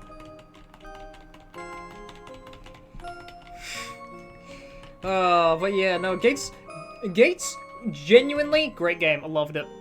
I love the post-game building in Gates to Infinity where you can change the music in Paradise. Yes, that is awesome. I love jukebox modes. Every game should have a jukebox mode. Like, I adore having like, Super Mystery Dungeons jukebox mode, like, that every time I do a Super Mystery Dungeon stream, because I usually do it once a year. I'm actually doing it with Volodacity this year. It's great, we're doing a concurrent playthrough, we're just playing it at the same time, side by side, it's great. But, like, starting stream and just having the jukebox mode right there, so I can just freely play all the music is very, very handy.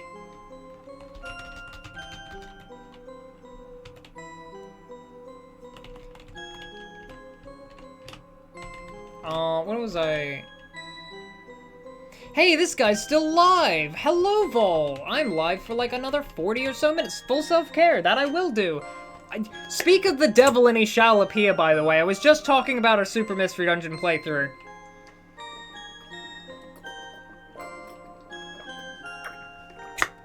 And then on cue, Vol Audacity is summoned.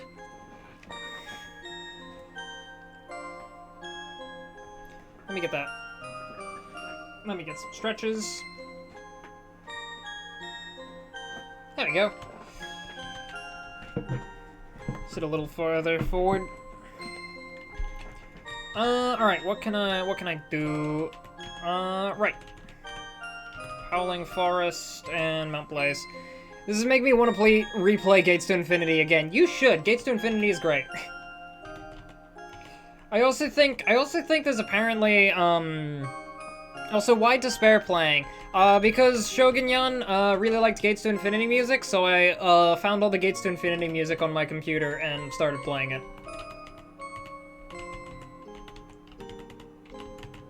Yay! This is making me, yeah. This is actually the last song I have for, This is actually the last song I have for, Gates music. Before I go back and pull up the... There you are, Raccoon. Yeah! I only had, like, Theme of Hope, the true Theme of Despair, which went unused, which, like, man. Hi, Puppy. I like Puppy, I don't know why. I just like Puppy. I don't know why, I don't even like Poochyena. It's just something about Poochyena. Alright. Oh my god, Sad and Lonely is on Mount Thunder! We gotta go meet Sad and Lonely, guys! By the way, what about Post Town? Post Town? What do you mean, Post Town? Are you meaning it in the way I think you're meaning it?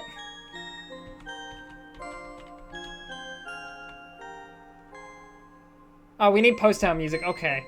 I thought for a second there you were feeding into my Pokopia addiction and you wanted me to build Post Town.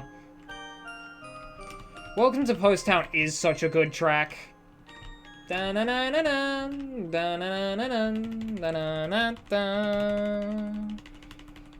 I think that's the last of the Gates to Infinity music I have downloaded right now. Or well, I guess yeah, downloaded. I had this specifically because I needed to edit a video.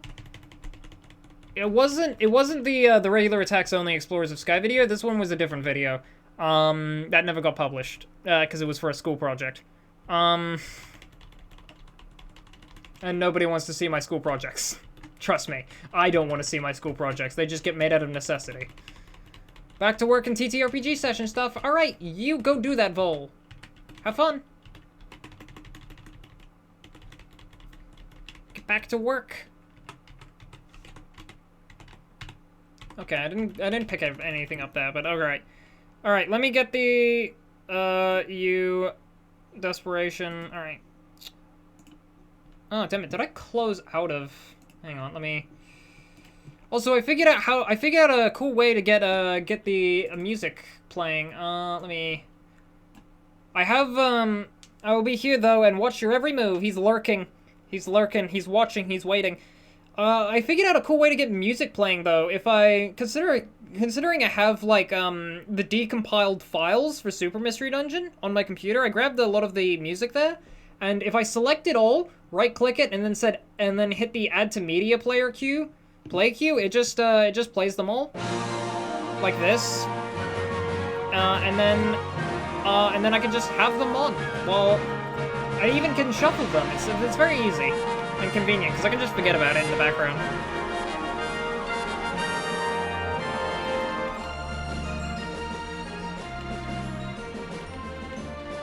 Yeah! I figured out how to do that. It's great. How do I actually get Windows Media Player into, like, a functioning state? Yay!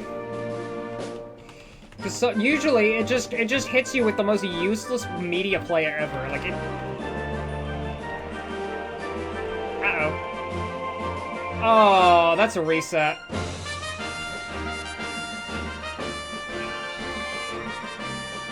Unless that Pidgeotto turns around right now. Okay, regular. Oh! The Grimer regular attacked!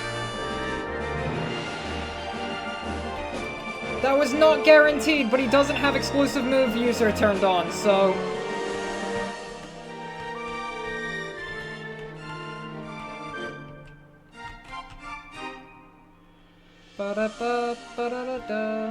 Okay, I need to go back here.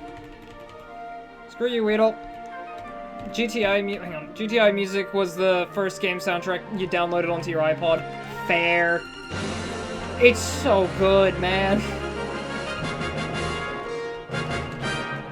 Even the YouTube comments on a lot of the re-uploads of the soundtrack I've seen are good. Like, I saw like a Bitter Cold on the Bitter Cold final boss fight. Somebody just left a comment of like me when I wake up after leaving my window open, and it's just Bitter Cold final battle. Like, that's incredibly funny, and then you smash cut to, like, the Super Mystery Dungeon stuff, and it's like, I love all the Pokemon Mystery Dungeons, especially Explorers of Sky. It's like, goddammit. I heard one YouTube comment on, like, the credits theme for Super Mystery Dungeon that was like, oh my god, that was the Time Gear motif! And then the timestamp they listed was of the exact moment the Partners theme played, and that just... Oh, that dealt me so much psychic damage. I was like, are you... No! That dealt me all of the frustration of somebody getting the specific detail on my hyperfixation wrong. I was like, no! And then you have all of the comments on Revelation Mountain. My favorite track, like my favorite dungeon theme ever in this entire series, and it's all just Sock-use Rock Smash, because that's something funny that happens in that dungeon, but like... There's so much good stuff in that dungeon, man! Come on! Also, I got Super Mystery Dungeon early enough, so I got the 3DS theme with it. Oh, hell yeah! There was a 3DS theme with it?! Man, I'm jealous.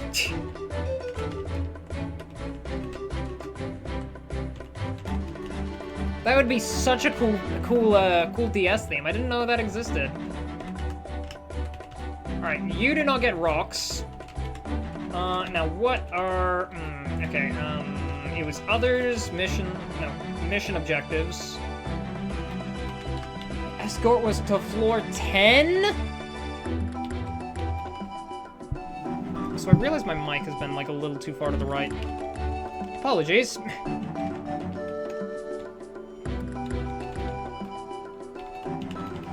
Yeah, it was my most used 3DS theme for a while. Fair. That would probably be awesome. I don't know what it looks like. I currently just have, like, the Kirby anniversary one. You got the Super Mystery Dungeon theme as well? Hell yeah! What did it look like? Was it just, like, a bunch of the starters with the Harmony Scarf and the Expedition Society badges, or, like... Or was it the actual, like, tile screens from the game?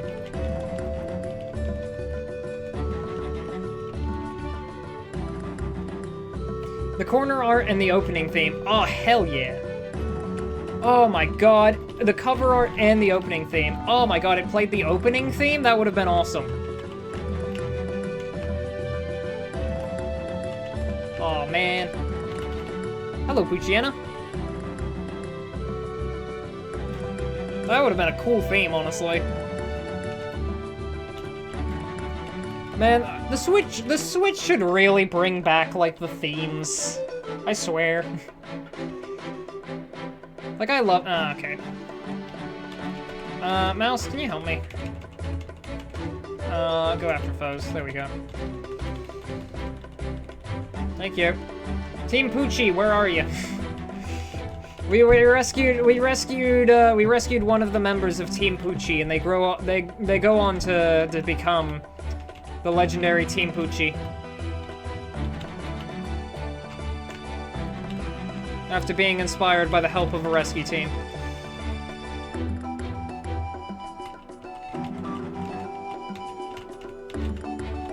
They join forces with Puppy, the Poochiana we have. It's all coming together.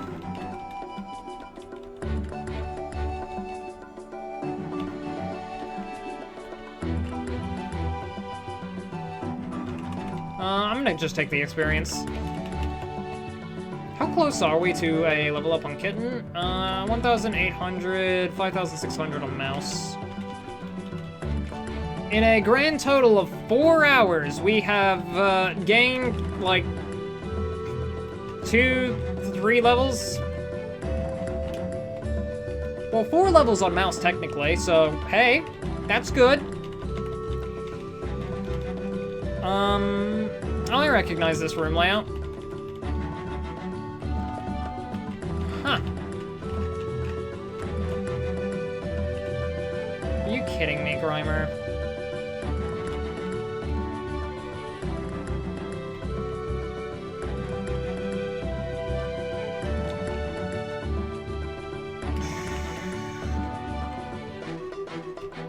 How did you not get into any trouble?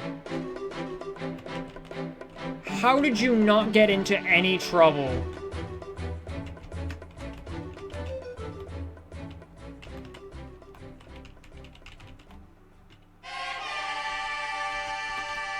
Yo! Second Dark Matter battle.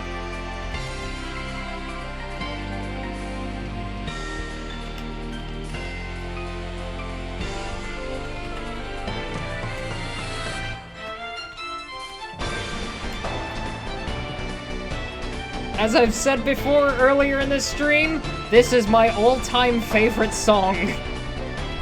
God damn it, it just slaps.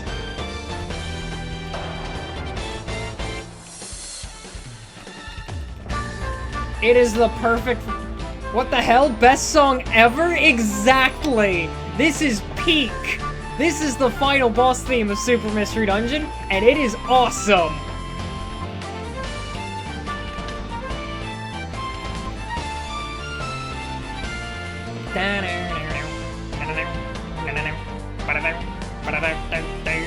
Yeah, Glacial Palace Western Spire is good too, but like, God, I love this theme so much. It is by far my personal favorite. I mean, they just threw an electric guitar solo in there, because why the fuck not? Like, I mean, come on. Like, all I'm gonna say is, did the other final boss themes? Did the other boss themes have an electric guitar in them? Yes, the legendary boss battle rock version does, but like, come on. Oh, it's peak. It's just, it sounds so good.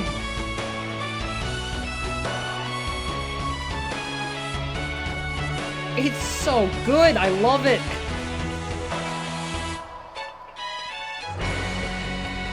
Oh, everything just hits so right. Oh, fun fact for you, Lapis. Some things in the campaign are randomized, even bigger events.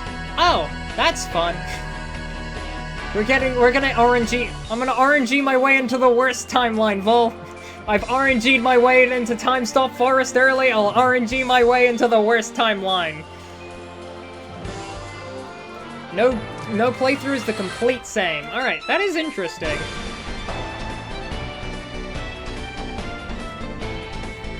That is a very fun and interesting way to handle it, though. Save! We hit gold rank! Yay! I forget what rank does in this game. Of course the overarching things are the same, but it's all the little things. Yeah, we had this Smeargle event happen to us not too long ago, actually. That one's completely random, apparently. I thought that was post-game, but nope, it's right now. That's one thing I really like about Rescue Team. It is by far the most fun out of all of them.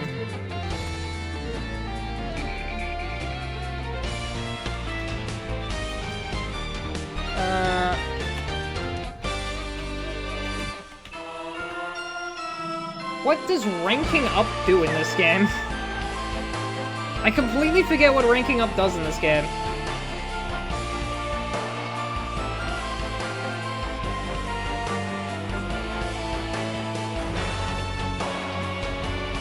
Yeah, the more softer songs are also really fun. Yeah, I didn't get any items. I don't think the ranks do anything in Red Rescue Team. Well, aside from Lucario rank giving you the statue. I can't find anything on the ranks giving you anything. I'm not noticing anything.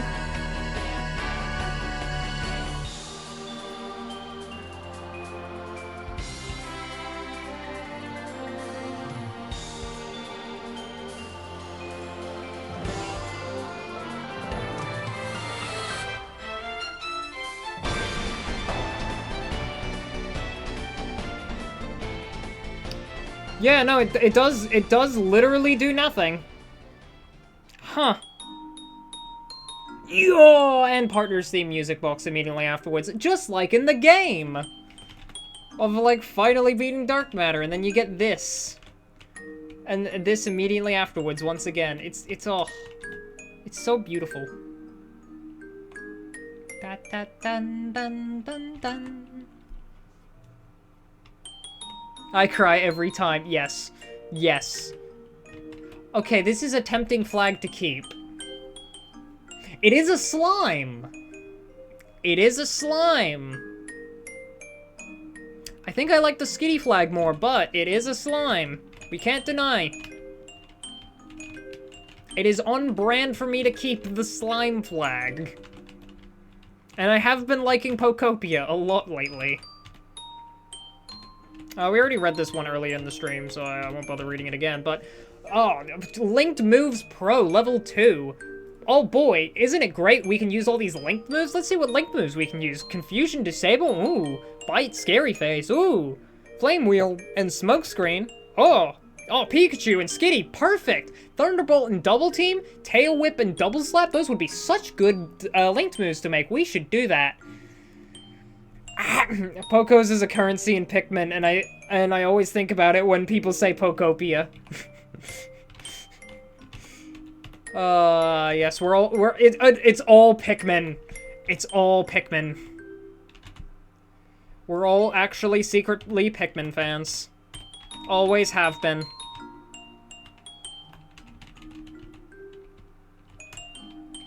Pikmin are canon to the Mario universe now, Groovy. I'm sorry, what? It's all Pikmin. I was right with my EGAD theory. What? What do you mean Pikmin are canon? You know, these are sacred texts, Yes, they are, always have been. These are the sacred texts, I guess. Speaking the language of the gods.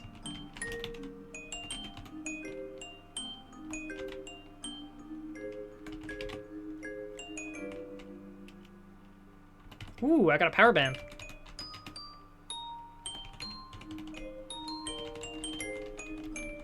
God, I love this version of the Partners theme. Like I said it before earlier in the stream, but like recontextualizing the Partners theme, which is normally almost exclusively just one flute on the melody to make it sound as lonely as possible. And it does really work to add such, like, a level of bitterness, like, bittersweetness to a... Just bittersweet and loneliness to what is ordinarily a very adventurous and upbeat tune. Of just like da-da-da-da-da-da-da-da-da-da-da. But, like, just played solo flute is just kinda sad with how lonely that is. And then recontextualizing that in Partners Theme Music Box to make everything a lot more stripped down and quote-unquote loneliness. Makes it more quiet. Less alone, more quiet. And that just works so well. And it's storytelling. I love me some musical storytelling. You know what? I'm gonna hydrate twice. Because I didn't call it out the first time. I don't know if I did call it out the first time. I might just be getting dementia.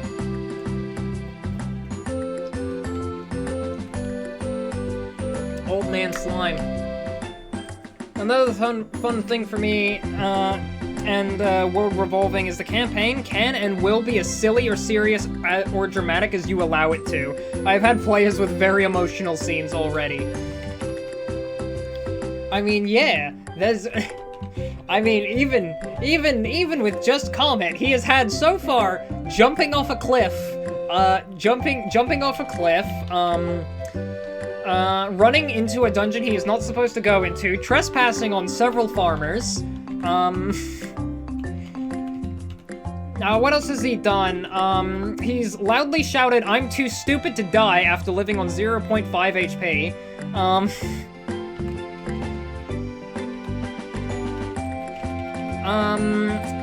he's done a lot of very stupid things. Oh, quick dodger, nice. And then he also has like the scene with Magnus where he just cries himself to sleep in his arms because he's terrified of everything. Yay! He has done a lot of silly stuff. He also has the Magnus, what are you talking about? I can totally do a backflip, see? Does that perfect backflip, and he's like, well, yeah, Comet, but you're not consistent about it. It's like, consistent? Pff, see, watch this again. Does another backflip, rolls a 4, lands on his face. Magnus, see, this was intentional. I'm a lizard person. This is just the stance of my people. This is just simply the stance of my people, Magnus. You wouldn't get it.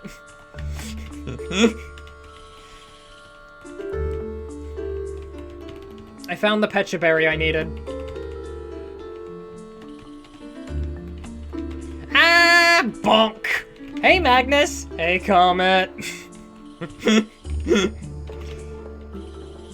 Is there any Gates to Infinity songs in this soundtrack? I know Super Mystery Dungeon ships with a lot of Gates to Infinity songs. My PMD playlist has 3 versions of Fight to the Finish because of this. Nice. Yeah, I do have the Gates to Infinity versions around here somewhere. This playlist is incomplete. I only got like a couple of the Super Mystery Dungeon songs, and then just a little bit of some of the later songs like Legendary Boss Battle and Second Dark Matter Battle, because I had those on hand for video editing. This is mostly just the songs I had on hand for video editing, plus like a few extra that I like downloaded 5 minutes before stream started. Hence why all of them are early game super songs like Foreboding Forest here.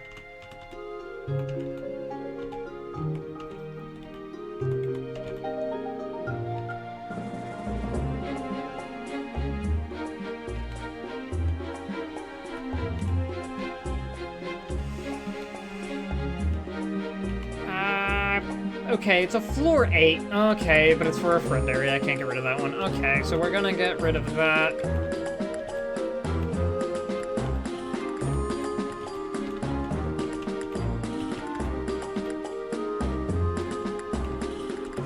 It hurts every time to do it. I gotta head off to bed. Gotta work tomorrow. You get some good sleep there. Oh, man, another full self-care. I didn't say that. See, I just remember Super uses tracks like Stony Cave and some of the other dungeons. Yeah, it uses them in the in a lot of the side content dungeons, so it doesn't have to use its original soundtrack too much, and then like wear it out in all of the side content.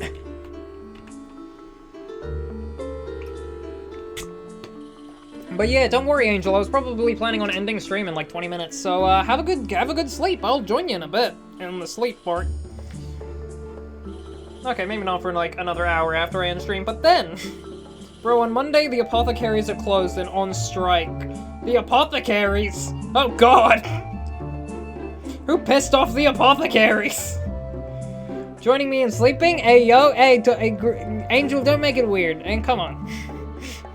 Don't make it weird.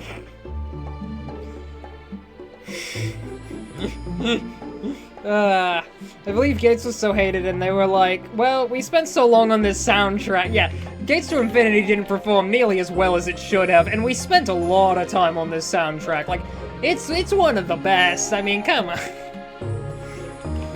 Good night, boss man. Good night, Angel.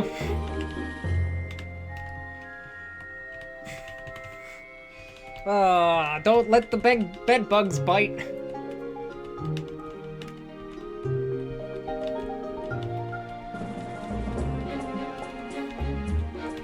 Oh wait, oh my god, 3,200 bucks for a stamina band? What are you charging, Kecleon? For an item that is replicated by a single IQ skill? Come on. Good night, sleep tight, don't let the bed bugs... There we go. Flawless execution. Lapis in 1 hour. I'm just gonna get cozy.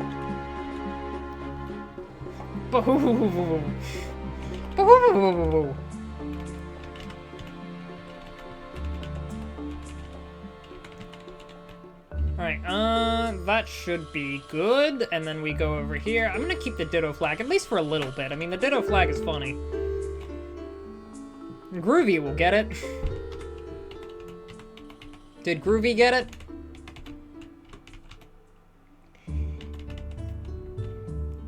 Ah, Poliwrath River. I love Poliwrath River. Like, Razorwind Heliolisk sucks ass to fight, but like... God, the music. I mean, how do you not love this theme? It's so peaceful. Have a nice trance. Enjoy my REM sleep, you mean. Have a nice trumpet. But I'm more of a kazoo player,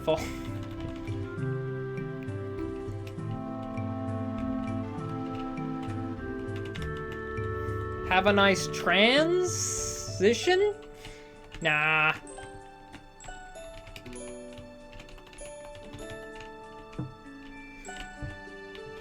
Well, technically I'm a slime. Technically I'm an amorphous creature, so technically I'm always transitioning.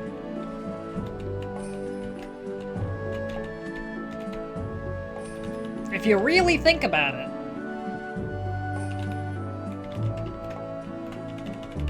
If you really think about it, technically an amorphous creature like a slime is always transitioning.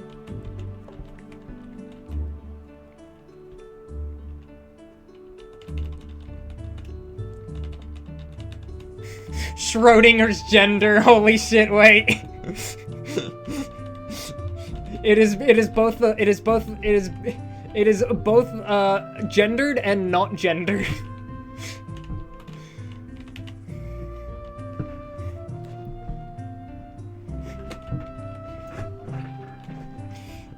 I do not know enough about the subject. I'm just an agender bunny that is sick of society norms.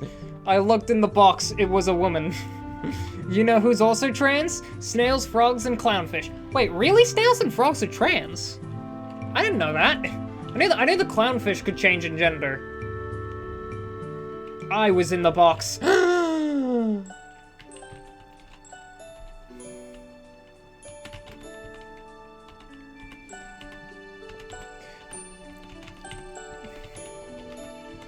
The one true slime gender?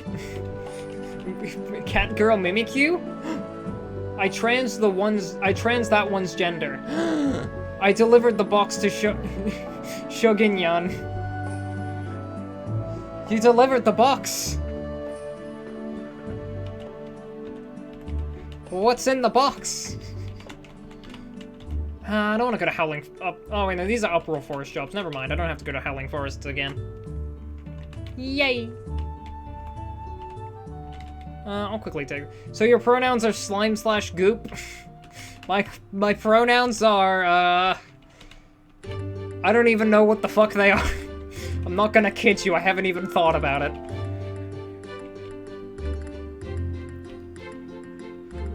I guess he, him, they, them. I don't particularly mind. Professional nouns, exactly.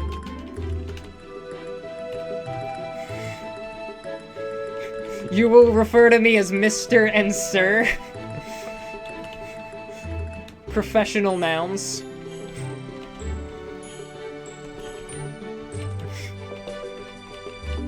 Not mix. Wait, mix? Is that an actual, hang on.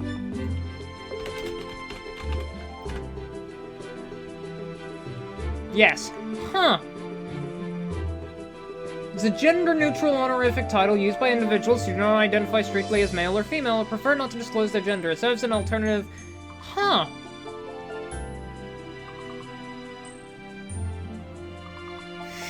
You will refer to me if you dare.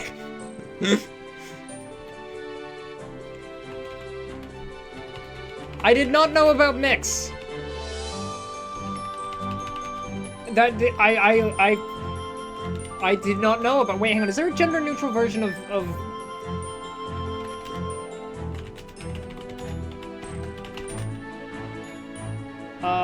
lady and gentleman? Hang on, let me look this up.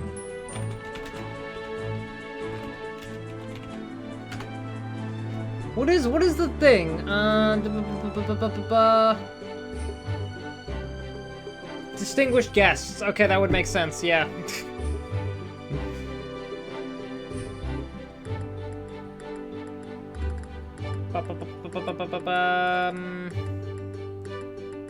Oh, lady and gentleman, gentle being, gentle person.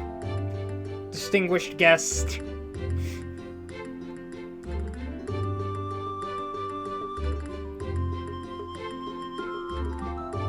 Huh.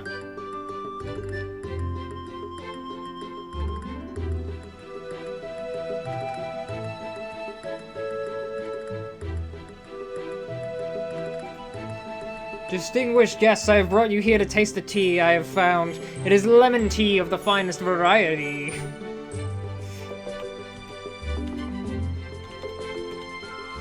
Hiya! I have donated 3 hours worth of turbo watch time just now while editing my Rescue Team DX from 16 hours until 6 hours, and it's still too much for one episode. Now I can chat while I'm getting dinner. Hello, Aristal Dragomir! And I hope you enjoyed the lurking of a bunch of random shenanigans happening in this stream of surprisingly a lot happening. I will admit, I expected a lot less to happen. We actually had Smeargle showing up. I did not think he did. But yes, I hope your food is going. I hope your dinner's good, and I hope you got a lot done in your editing. I need to get some of my own editing done, but I am so lazy on that. My Pokopia addiction forbids me from editing until I have gotten it all out of my system. Spoiler alert, I will literally never get it out of my system. You aren't lazy, you have ADHD. I mean, that's not a foolproof excuse, considering I am actively choosing to, like, not do it. Like, I could do it right now. I very well can work up the courage to, like, not the courage, the effort to do it right now. I'm just actively choosing, no, actually, I'm not gonna edit for fun, I'm going to do Pokopia for fun. It is an active decision on my part. If I was a Smeargle, I personally would have Mind Reader Sheer Cold. That is a pretty good combo. Mind Reader Perish Song in this series, though, that shit's AoE. Partners theme! Yay! I think the time invested in streaming is better than the time invested for video editing.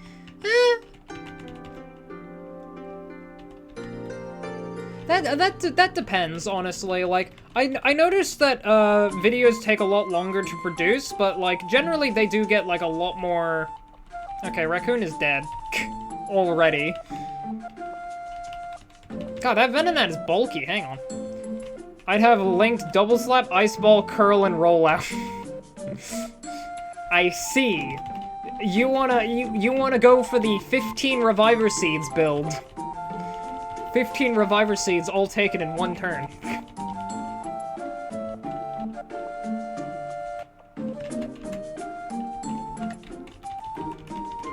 But what about AoE Instant Death? Lock on Perish Song. Smeargle can learn moves. I was shocked getting it in DX and it only has one move that has 1 PP. Yeah, no, it's honestly got the worst learn set ever, you know? It's just Sketch, you know? It does... No, what Sketch actually does is it when you use it on a target, it permanently copies the last move the target used. So if you use it on somebody who just used, say, Double Slap, you permanently gain Double Slap, and Smeargle relearns Sketch every 10 levels. Allowing it, or you can just use a move relearner like Gulpin. Smeargle with Roar of Time, hell yeah. Oh yeah, permanently gains. It permanently gains the move. Which means Smeargle is capable of having literally every single move in the entire game.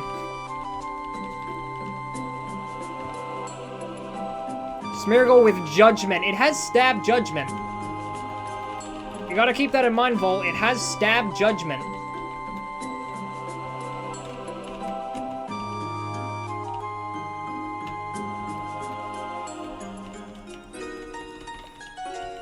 Thy end is now. But there's so much fun things you can pull off with Smeargle in this series. Like, having the ability to have any move, and then also not have the restriction of those god-awful stats. Like, all you have is, like, all you have hindering you is, like, the normal typing, and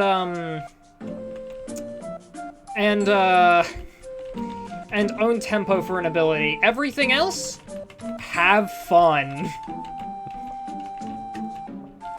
Have 500 HP and 255 in every stat, and then just watch Smeargle go crazy with the most stupid build you can come up with. It can just be Double Slap for damage. Every other move is just a nuke. It could just be... Okay, come on. There we go. Love the homies, hug and groovy. Smeargle has judged your life irrelevant.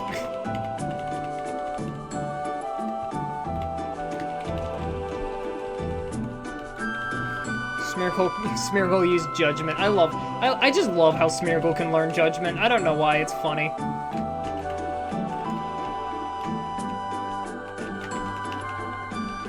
It's just the funniest move.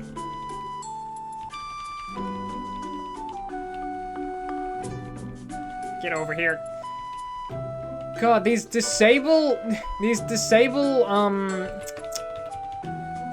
supersonic having frickin' Venonats are so annoying in this place. Oh my god, I hate Venonats so much. I think I got Smeargle confused with Ditto's Transform. Ah, you know what, that would make sense, yeah. Oh, fun fact, Ditto was the first shiny I found in Rescue Team DX. Their name was Blueberry. Blueberry the shiny Ditto. I like him. That was like before I even like had the Lapis persona made. Okay, I'm gonna get to my TTRPG work and stop being distracted. Sorry, I was just sitting here and listening to you. All good. All good. I've distracted you. Now go back to lurking. You got things to do. Got things to do. So much TTRPG work. I gotta get the lurk command built in. I mean, to be fair, you don't really need a lurk command. I mean, it's just kind of like, you know, you just say you're lurking and like that's I'll lurk.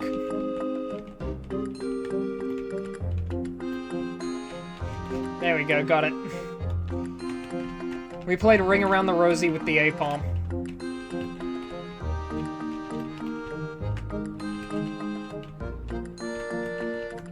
Drillbar Coal Mine. Drillbar Coal Mine is one of those themes that, like, I seem to always, like, forget in Super. It's mostly just because, like, a lot of Super's soundtrack, again, you only hear it once, like, in the story, and they, like, specifically use the Gates to Infinity soundtrack so you don't, like, ever get tired of hearing all the Super Mystery Dungeon songs, but it also leads to them being a little less special. Or not, well, okay, it leads to them being a little bit more special. It's a little less memorable. Because, like, they are really special, and, like, the only other place they show up in is Destiny Tower at the very end of the post-game. To which, be fair, having them show up all in Destiny Tower back to back is such a fun dungeon. Especially considering the last 10 floors are all just Reverse Mountain, which is the best theme in the entire series, hands down. You know what? Just for this.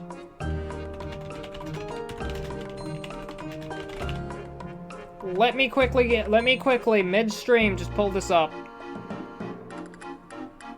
I don't want to make a habit of this. Where is it? Mostly because this, yeah, usually I think the upload in different is different anyway, so it's fine. Let me find Reverse Mountain. I don't know why that. I don't know why I said upload in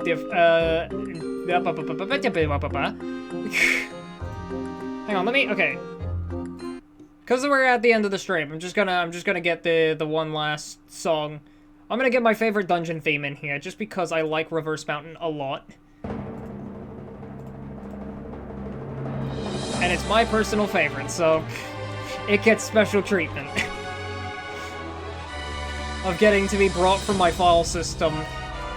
God, accessing those files is pain, but Control F makes it easier, so that's fine. Or, well, not Control F, but the search bar. It's just usually Control F. Hello, Aaron.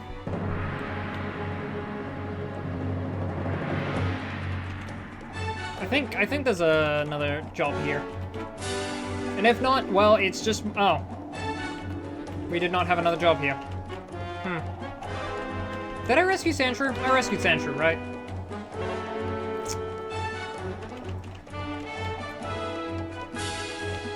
But yeah, I absolutely love Reverse Mountain here. Like, this intro is like, okay, yeah, it's a fine enough song. I mean, it's pretty nice. It's pretty good. It's alright. It's nothing spectacular. It's like a B tier song. And then we get to like this section right here. And then it's just like, oh, interesting. It's like, interesting. We have this little build-up section here. Where's this going?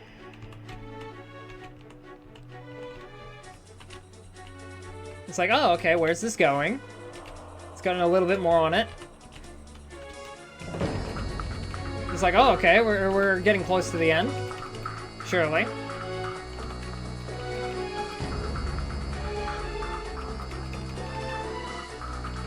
It's still going. It's still going.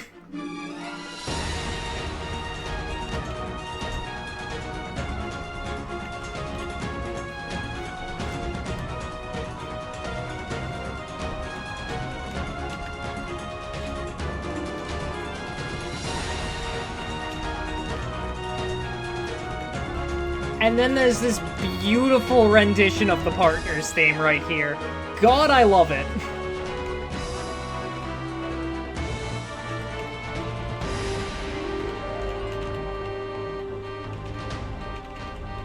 It's like, that's such a good rendition of the Partners theme right there. And like, you have that insanely long build-up there.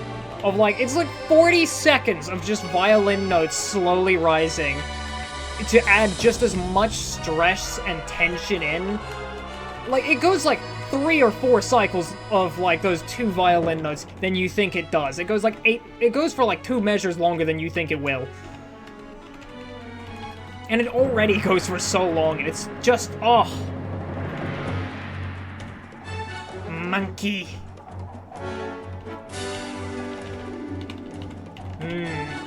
Monkey. Oh, and then you get that gorgeous rendition of the Partners theme, like, oh. And especially considering, like, in the actual story there, like, you can't really afford to, like, sit and feel about, like, you know, how the partner feels about watching their entire found family in the Expedition Society just die before their eyes. Because, like, you gotta go, right? You gotta go to Reverse Mountain, you gotta get out of the Voidlands, you gotta go, there's no time to stick around. And so, like, there's the obvious issue of, like, how do we deal with, like, getting it across that the partner is very terrified right now? And then the Mad Lad composers just said, I got this. And then made this horrifying build-up right here, with so much fucking tension, into just the partner's theme, but if you made it into a Scream and Terror.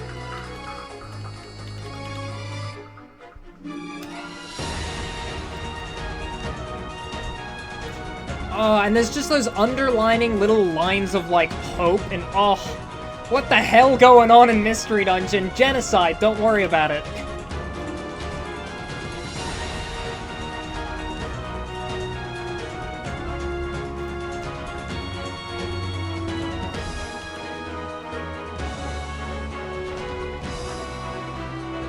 Like, it's such a short little section, but god damn does it pay off.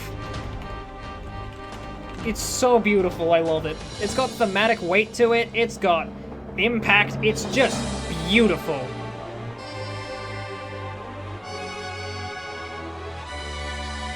You know, I saw Automod get something, and I was like, oh, another bot showed up. No, that's just Catgirl Mimikyu.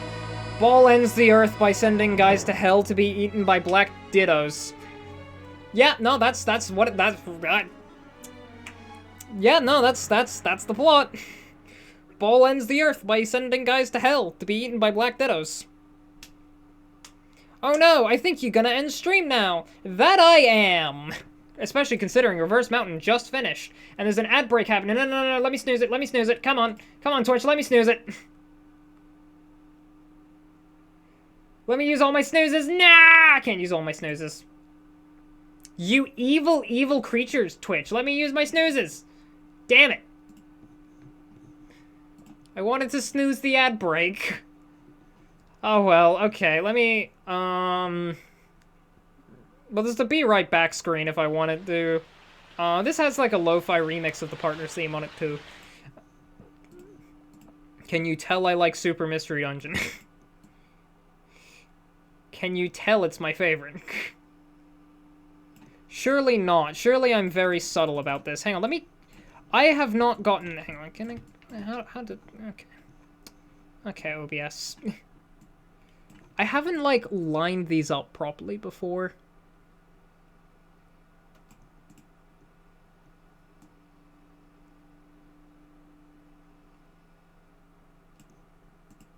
Let me just... Yeah, why can't I take that... Okay, there we go, there we go. They're lined up. And I guess a little higher. There we go. There we go. Alright, now, can I scale to window? There we go. Alright, now, we're gonna look for somebody to raid, and I guess I can use the ad break as time to, like, to take my time in finding somebody to raid.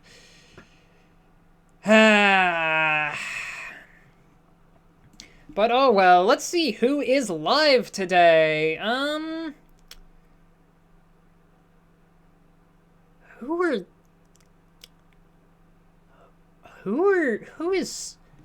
is that?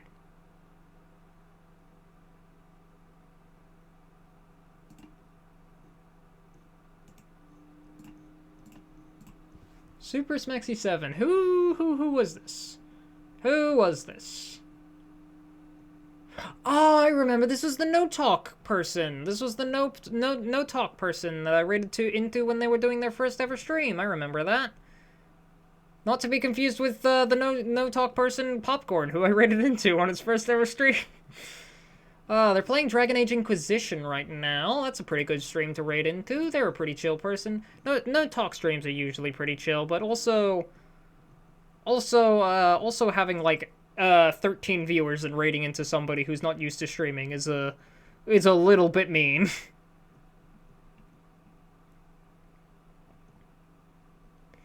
Is a little bit mean, especially considering I think most people here want to go to bed, and like it does suck when you see like, oh, the viewer count jumped to 14, and it's like up, and the viewer count dropped to 0.